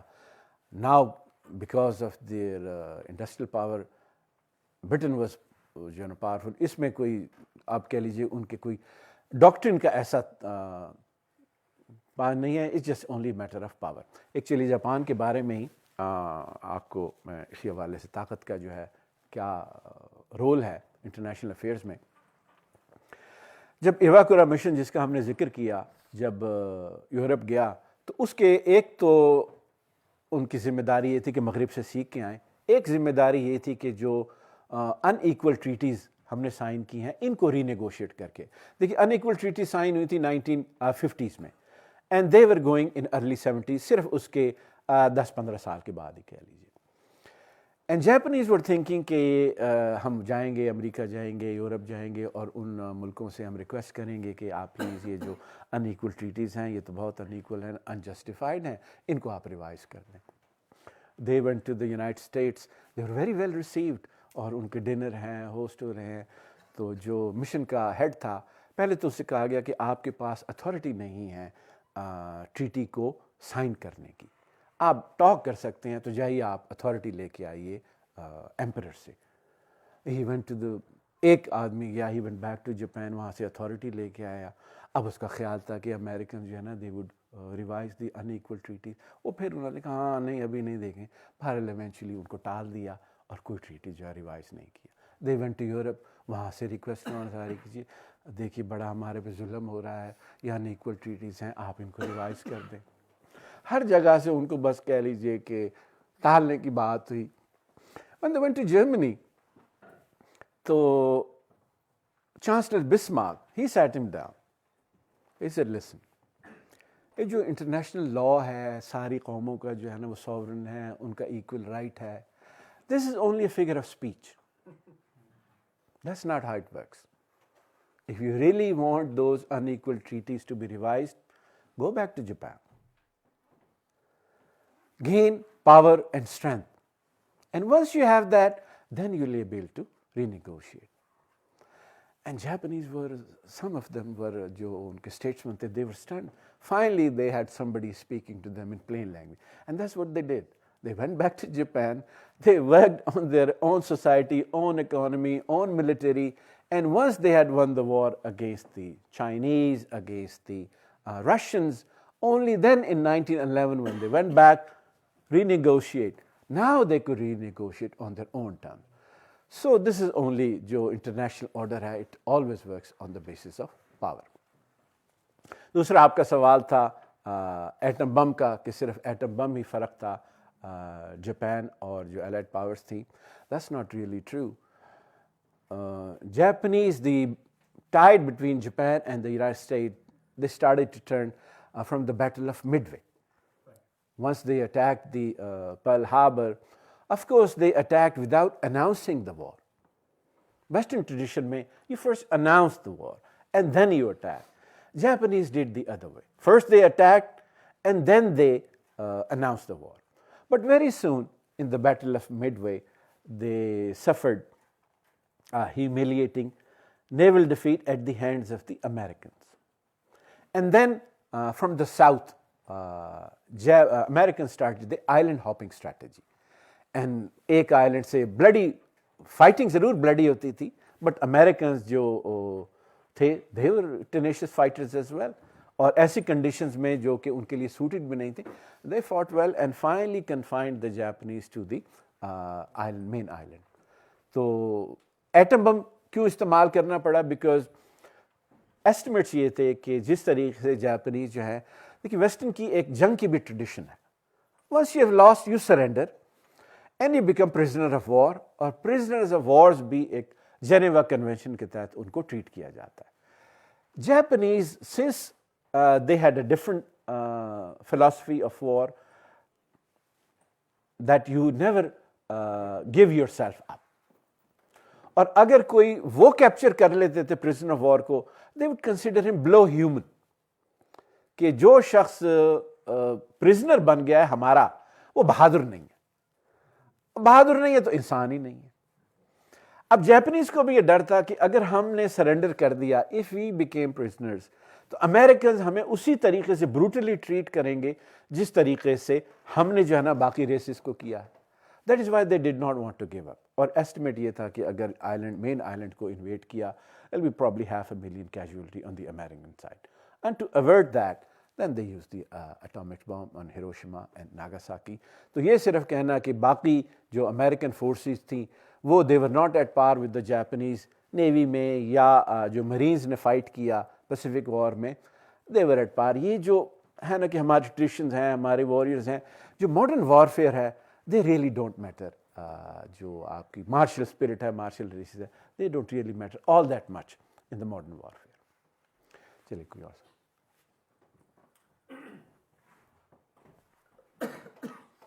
اچھا جو یہ ملٹری پاور کا, اچھا سوری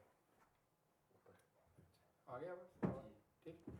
اچھا یہ جو ملٹری ان پہ کنسٹرینٹ ابھی تک ہے کہ ریسٹرکٹ ہے کہ they can not build their army, تو یہ کوئی ٹائم باؤنڈ ہے یا کوئی اس کے ساتھ ابھی چونکہ 70s کے لگ بھگ ان کی سیکنڈ اکانومی بن گئی تھی, there was any thought or any thinking کہ ہمیں بھی ملٹری پاور کو انسٹیٹ کرنا چاہیے, کیونکہ وہ ایٹ پار تو آ گئے تھے تو وہ ایک نیگوشیشن ٹیبل پہ تو بیٹھ سکتے تھے.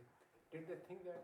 اور ایک چیز جو دوسری بات ہے وہ یہ ہے کہ ان کے یہاں ایک سوئسائڈ کے لیے کیا ہے ویلیوز بڑی عجیب سی ہیں جو کہ باقی دنیا سے بھی ڈفرینٹ ہے. وہ آسپیکٹ مجھے نہیں معلوم کہ آپ نے کہاں تک اس کو اس پہ کوئی تھوڑی سی لائک کریں, کیونکہ ویلیوز بڑی ڈفرینٹ ہے. جی جی جی بالکل ٹھیک.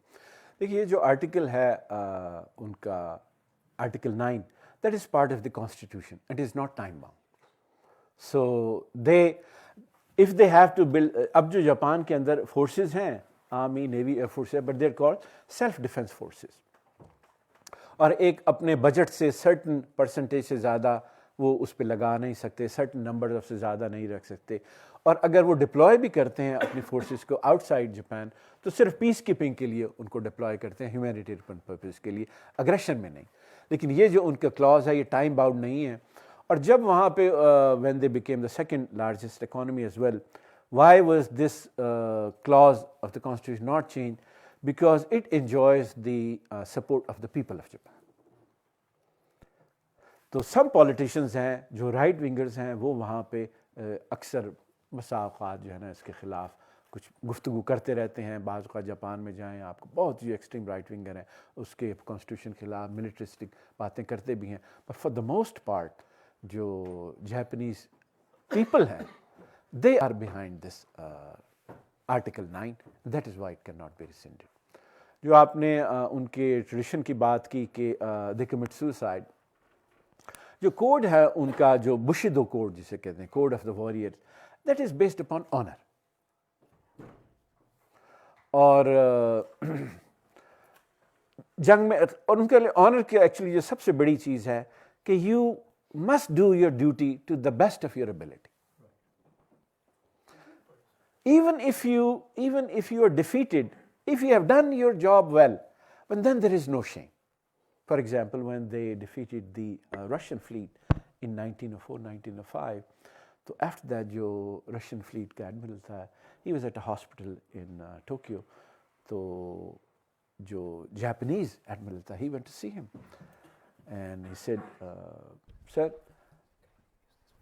defeat and victory, they are common fate of any soldier.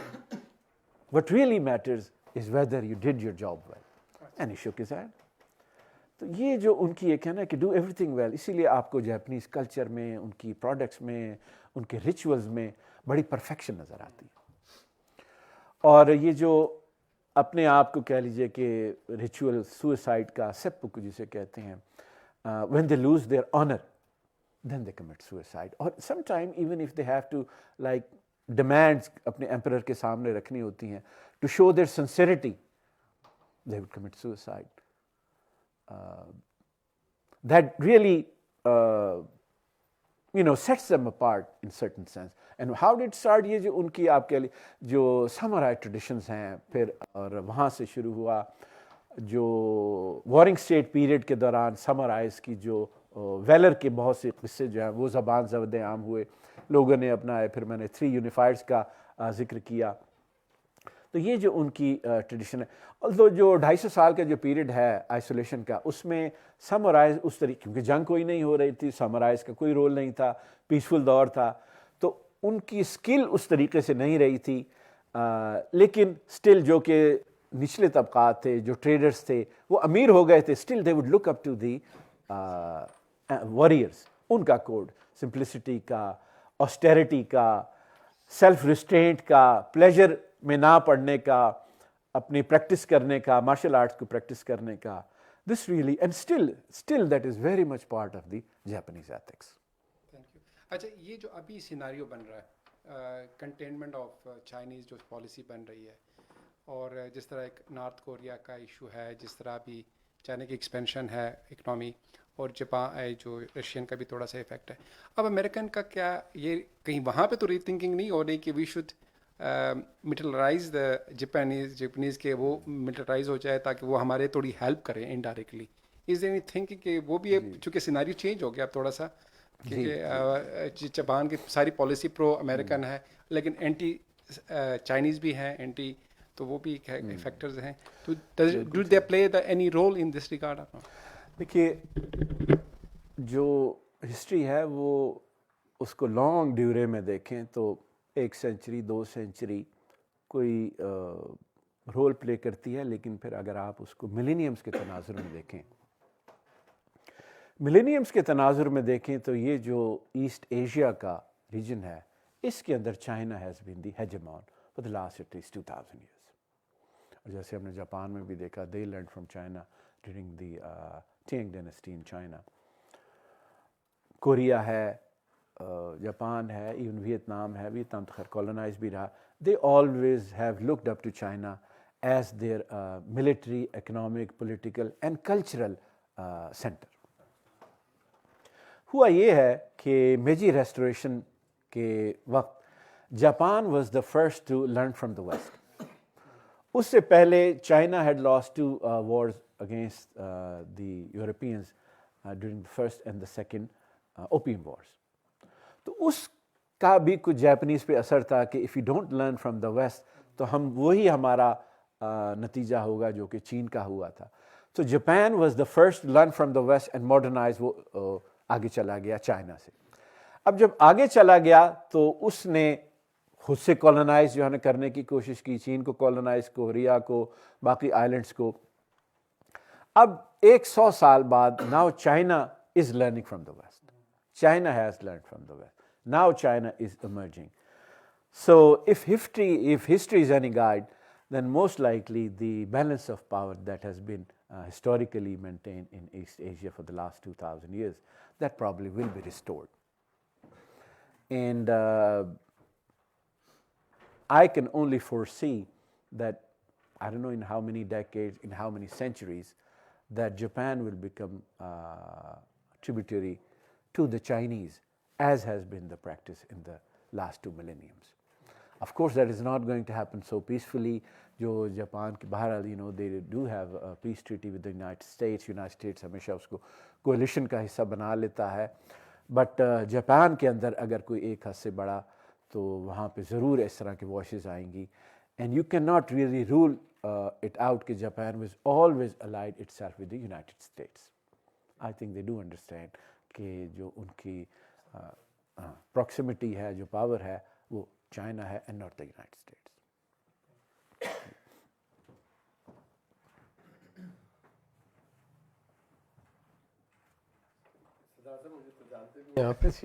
اور یہ میں کو میرا خیال ہے کہ تیسری دفعہ آپ کا جاپان کے اوپر لیکچر سن رہا ہوں, لیکن ہر دفعہ ایک نئی چیز آبویسلی سیکھنے کو ملتی ہے. میری ایک آبزرویشن ہے, آپ اس کے اوپر کامنٹ کر لیں. 250 سال کا پیریڈ ہے جہاں جاپان آئسولیشن میں رہتا ہے, لیکن ایک ویلیو جس کا بھی آپ نے ذکر کیا وہ جاپنیز سوسائٹی کے اندر ہمیں نظر آتی ہے, جس کو آپ آنر کہتے ہیں. اوبویسلی اور بھی بہت ساری ویلیوز ہوں گی. تو اس کا مطلب یہ ہے کہ جو کسی قوم کے ڈی این اے کے اندر جو ویلیو ہوتی ہے وہ تو کسی سائنٹیفک پروگریس سے نہیں آتی, اور اس ویلیو کے ہونے کی وجہ سے وہ سفر جو مغربی سویلائزیشن نے غالباً, ایک آپ نے کہا کہ بہت 100 سال لگ گئے ان کو, جاپان وہ اس کو ایسے ہی لگتا ہے جیسے سوئچ آن سوئچ آف ہوا ہے, کہ 50 سال کے اندر اور اس سے بھی بلکہ کم مدت میں وہ ایک ان کے بحری بیڑے بھی ہیں, وہ پرل ہاربر پہ حملہ بھی کر لیتا ہے, اور ان کے کامیکاتسیز بھی ہیں, اور مٹسوبیشی جہاز بھی بنا رہا ہے, ایک ایسا ملک جو کہ بلاکس کے ساتھ ٹریڈ کر رہے ہیں. تو یہ ایسے لگا ہے جیسے سوئچ آن اور سوئچ آف. تو ان کے ڈی این اے میں کچھ تو ایسی چیز ہوگی جو کہ اتنی جلدی انہوں نے یہ سفر طے کر لیا. اور بے شمار ملک ایسے ہیں جنہوں نے بہت کوشش کی. ایجپٹ ایک ایگزامپل ہے. مسلمان ملکوں میں کچھ ملک ابھی بھی کوشش کر رہے ہیں کہ وہ مغرب کے ساتھ کھڑے ہو جائیں, کئی دہائیوں سے نہیں بلکہ شاید 100. پاکستان اور ہندوستان 2 ملک ایسے ہیں جہاں پہ برطانیہ نے باقاعدہ 150 سال حکومت کی, لیکن ہم وہاں سے ان سے کچھ نہیں سیکھ سکے. تو اس کے اوپر if you would want to comment, this is because this is fascinating and it is intriguing also. دیکھیے جو جاپنیز کا یہ کیریکٹر ہے یہ دنیا کو فیسنیٹ کرتا ہے.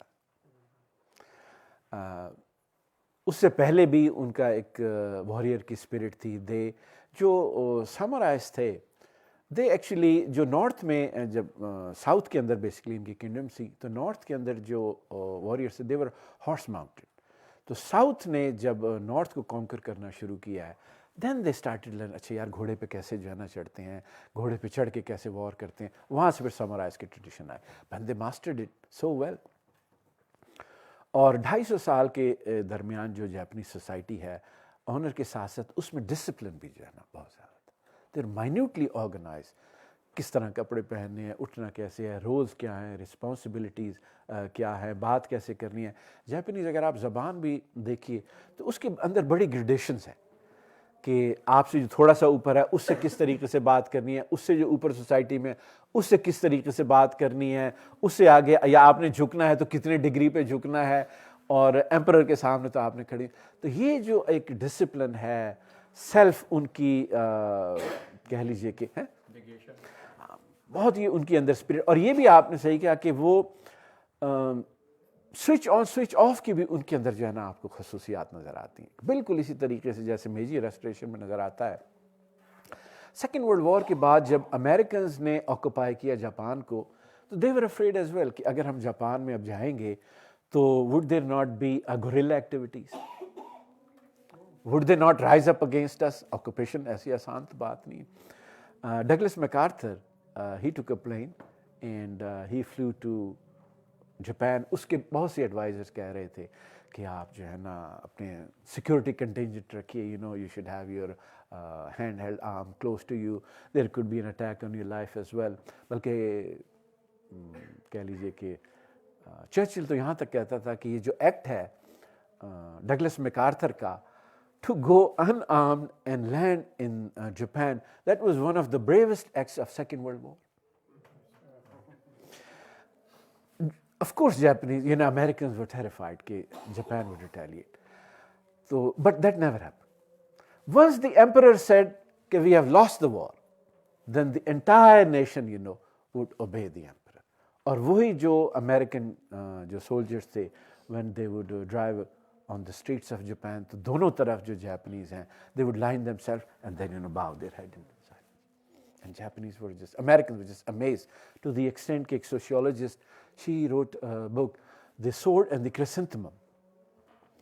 اور یہی اس کو sword کہاں اور دوسری طرف کرسنتھمم فلاور, یہ دونوں ہی جو آپ کو خصوصیات ہیں یہ جیپنیز میں نظر آتی ہیں اور یہ ان کے ڈی این اے میں ہے.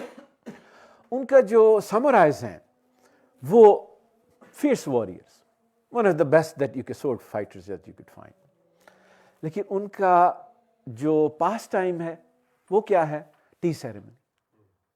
بڑے پولائٹلی ہمبلی اس کو دیکھیں گے.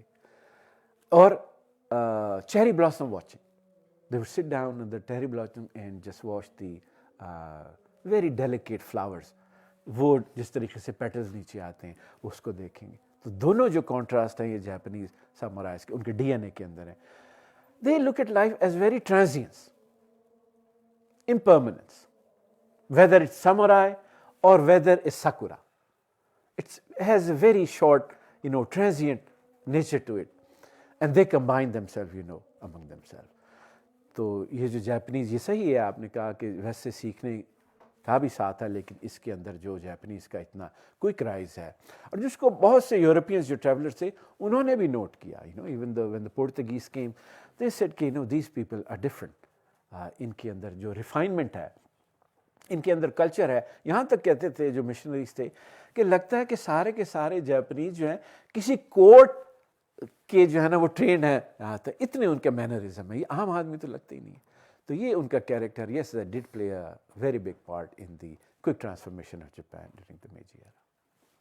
جی تھینک یو. جی باٹلے صاحب.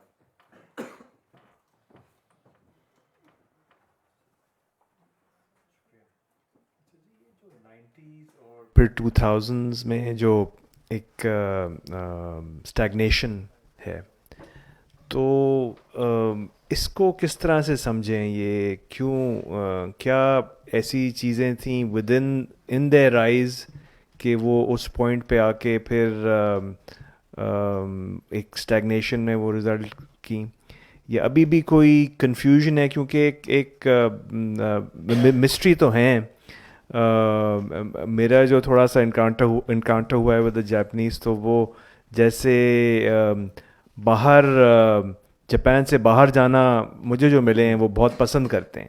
کہتے ہیں جی ہم خوش رہتے ہیں آؤٹ سائڈ جاپان اور ہم جاپان میں اتنا خوش نہیں رہتے. اور فرینڈلی جو جاپنیز لوگ ہیں وہ ایک طرح سے اتنے فرینڈلی اور وارم نہیں ہیں ٹو ایچ ادر, اور اس لیے ہم وہ وارمتھ اور فرینڈلینس ڈھونڈنے کے لیے ہم باہر نکلتے ہیں. تو کیا یہ مسٹری ہے ان کے اندر کہ جس سے اب اسٹیگنیشن, اور ابھی بھی دیکھیں تو جو ایشیا میں جو ایک طرح سے وہ یو ایس کے ساتھ ایلائی ہو گئے ہیں. اب دیکھیں سیکنڈ ورلڈ وار کو اتنا ٹائم ہو گیا, تو بہت ٹائم ریفلیکشن کا اور ری اسٹرکچر اور ری ایویلیویٹ کرنے کا تو بہت ٹائم مل چکا ہے. تو ابھی بھی وہی چیز کیوں چلی آ رہی ہے؟ اور آگے کیا ان کا ود رسپیکٹ ٹو چائنا؟ آپ نے کہا کہ ایونچولی یہ ہو جائے گا, لیکن ابھی فی الحال تو وہی لگ رہا ہے کہ جیسے چیز سٹک ہے. وہ کہ ہم ویسٹ کو بھی بہت جلدی رائٹ آف کر دیتے ہیں کہ جیسے آج کل آپ سن رہے ہوں گے بس جی چین جو ہے یہ نمبر 1 ہو گیا اور امریکہ جو ہے یہ ڈس انٹیگریشن پہ آ گیا. میں 1980s میں مجھے یاد ہے کہ یہی قسم کی بحث ہوا کرتی جاپان کے بارے میں, جاپان از نمبر 1, اور بس امریکہ جو ہے نا وہ پیچھے رہ گیا ہے. اور اس کے بعد سے جتنی ٹیکنالوجیز ہیں جو کہ ہم آپ یوز کرتے ہیں, انٹرنیٹ ہے, اسمارٹ فون ہے, الیکٹرک وہیکل ہے, اور آٹو ڈرائیونگ وہیکل ہے, سارے کی سیکٹاری ٹیکنالوجیز کہاں سے آئی ہیں؟ امریکہ سے آئی.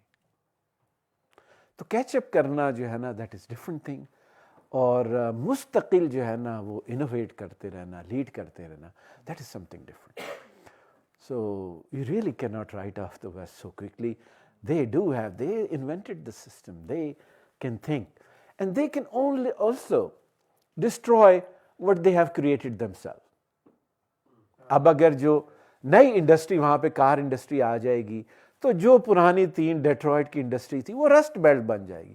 They have no qualms about that. Of course ٹھیک ہے یار, ٹیسلا ٹیک اوور کر لے گی. AT&T ہے نہیں ہے, ٹھیک ہے, now they make smart phones. یہ جو ایک آپ کہہ لیجیے ڈائنامزم ہے, ارج ہے, ریپیشیسنس ہے, that is very hard to find in other societies. Japanese میں بھی اس طریقے سے وہ نہیں ہے. They're very hard working, intelligent, smart people. اور لیکن جو انوویشن ہے, جو فلیکسیبلٹی ہے, جو انٹرپرینورشپ ہے, وہ آ بھی سکتی ہے. کچھ اس کو فاسٹر کیا بھی نہیں. اگر کوشش کرتے تھے فاسٹر ہو بھی سکتی تھی, اور یہ جو لاسٹ ڈیکیڈز ہیں اتنے جو ہے نا وہ لاس نہ ہوتے. لیکن جاپان کو چلیے پالیسی اگر بہتر بھی ہوتی تب بھی ایک بات ضروری ہے, آئی تھنک ہم سب کو اب لکھ لینی چاہیے کہ مغرب کو آپ اتنی آسانی کے ساتھ نہ کہیے کہ بس جو ہے نا کبھی وہ پیچھے چھوڑ گیا, ایسے نہیں ہونے لگا. جو جاپنیز جو ہے اس میں ٹریڈیشن جو یہ جس میں آرٹیکل 9 کی بات کی, یس گفتگو ضرور ہو رہی ہے. اور جو جاپنیز ہیں ٹریڈیشنل وہ سمجھتے ہیں کہ ہم نے جتنا کلچر لیا ہے وہ لیا ہے ہم نے چین سے, فرسٹ چین سے, مغرب سے بھی انہوں نے لے کے اس کو انٹیگریٹ کیا ہے. لیکن جو آپ نے بات کی کہ اتنے وہ انڈیویجولسٹک کیوں نہیں. اگر آپ جاپان جائیں, it's island nation of course, اور اس آئلینڈ میں بھی جو 80% ہے وہ پہاڑ ہے. پھر 20% رقبہ رہ جاتا ہے کہ جہاں آپ نے شہر بھی بسانے ہیں, جہاں کہ آپ نے فیکٹریاں بھی لگانی ہیں, اسکول بھی بنانے ہیں, ساری آبادی نہیں رکھنی. اگر وہ اتنے انڈیویجولسٹک ہو جائیں جتنے کہ ویسٹرن ہیں, تو they will be continuous civil war. Once you go there, then you realize why they have the social system that they have. You know, so many people concentrated in Tokyo, Osaka, بڑے شہروں میں. وہاں پہ congestion ہے, وہاں پہ جو ٹرامز ہیں, جو انڈر گراؤنڈ سب وے ہیں, وہاں لوگوں کو دھکے دے کے جو ہے نا دروازہ بند کیا جاتا ہے. And despite all this there is never an fight, تو بڑی دور کی بات ہے, there is never even an argument. اگر وہ اتنے پیس لوننگ اور کولیکٹیوسٹ نہ ہوں تو you would have a right in Tokyo every single day. تو ان کی مجبوری بھی ہے جس کی وجہ سے انہوں نے ایکسیپٹ کیا. چلیے جی, نتھنگ ہم تو ٹھیک ہے جی, thank you very much. Okay,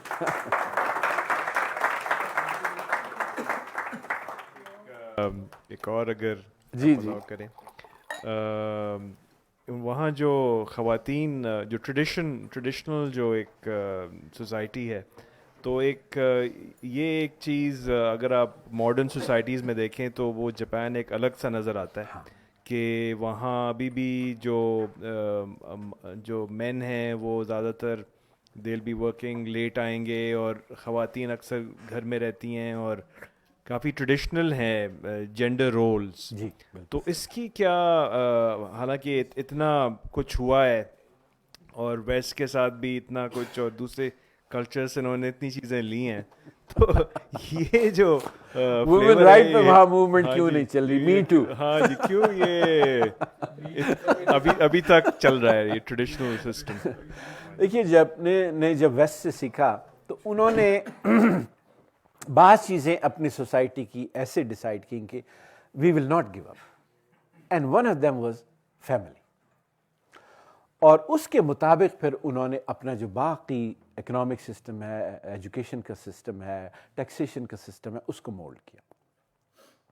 مثلا مین جو ہیں وہ جب امپلائی ہو جاتے ہیں تو ان کی آلموسٹ لائف ٹائم امپلائمنٹ ہوتی ہے, اور بے شک وہ بہت اچھے نہ بھی ہوں اپنے کام میں, تو ایج کے ساتھ ان کی جو ہے نا سیلری وہ بڑھتی چلی جاتی ہے, کیونکہ انہوں نے کہ جیسے بے شک آپ اچھے ہیں یا نہیں کام میں, آپ کی اولاد ہے, اس کی ضروریات بڑھ رہی ہیں, اور لائف ٹائم امپلائمنٹ سسٹم ہے.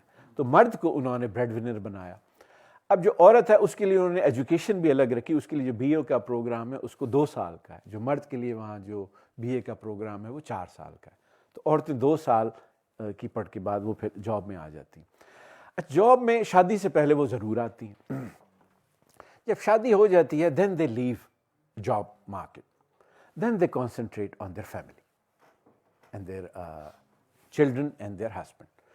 اب جب آخری بچہ ان کا جب کہہ لیجئے کہ اسکول گوئنگ ایج کا ہو جاتا ہے, اتنی کیئر کی ضرورت نہیں ہوتی, پھر وہ دوبارہ سے جاب مارکیٹ میں واپس آتی ہیں, بٹ کوائٹ آفن پھر پارٹ ٹائم واپس آتی ہیں. تو یہ جو ان کا بیلنس ہے عورت کے لیے خاص طور پہ کہ فیملی پہ اس کی توجہ ہے, کام پہ بھی ہے لیکن پارٹ ٹائم ہے. بعض اوقات جاپان میں اس کو کہتے ہیں اونا تینگوکو, یہ ان کے لیے عورتوں کا کہہ لیجئے کہ ہیون ہے کہ وہ کام بھی کر رہی ہے, گھر میں بھی جو ہے نا وہ میاں کو بچوں کو بھی توجہ دے رہی ہے, اینڈ ناٹ نیسسریلی کہ وہ جو ہے نا مغرب کی عورت کو اس طریقے سے کاپی کرنا چاہتی ہے. ایون اینڈ بعض اوقات اگر آپ وہاں جا کے ان کا معاشرہ دیکھیے, they have the best of the both world as well. For example جب وہ جاب میں آتی ہیں they have very good salary, ذمہ داری اس طریقے سے گھر چلانے کی ان پہ نہیں ہے. So what do they do, particularly in their heydays during 1980s, they all went to Europe and they shopping پہ پیرس میں, لنڈن میں بہترین جو بیگ تھے اور جو تھے they were جس طرح آج کل چائنیز ہیں تو Japanese women you know they were شان سے لیجیے آپ چلے جائیے آپ کو جاپنیز ویمن. تو یہ کہنا کہ انہوں نے مغرب کی جو عورتوں کی روایت اپنا کے نقصان اٹھایا, that's probably not altogether true as well. ٹھیک ہے جی, تھینک یو تھینک یو جی, بہت شکریہ.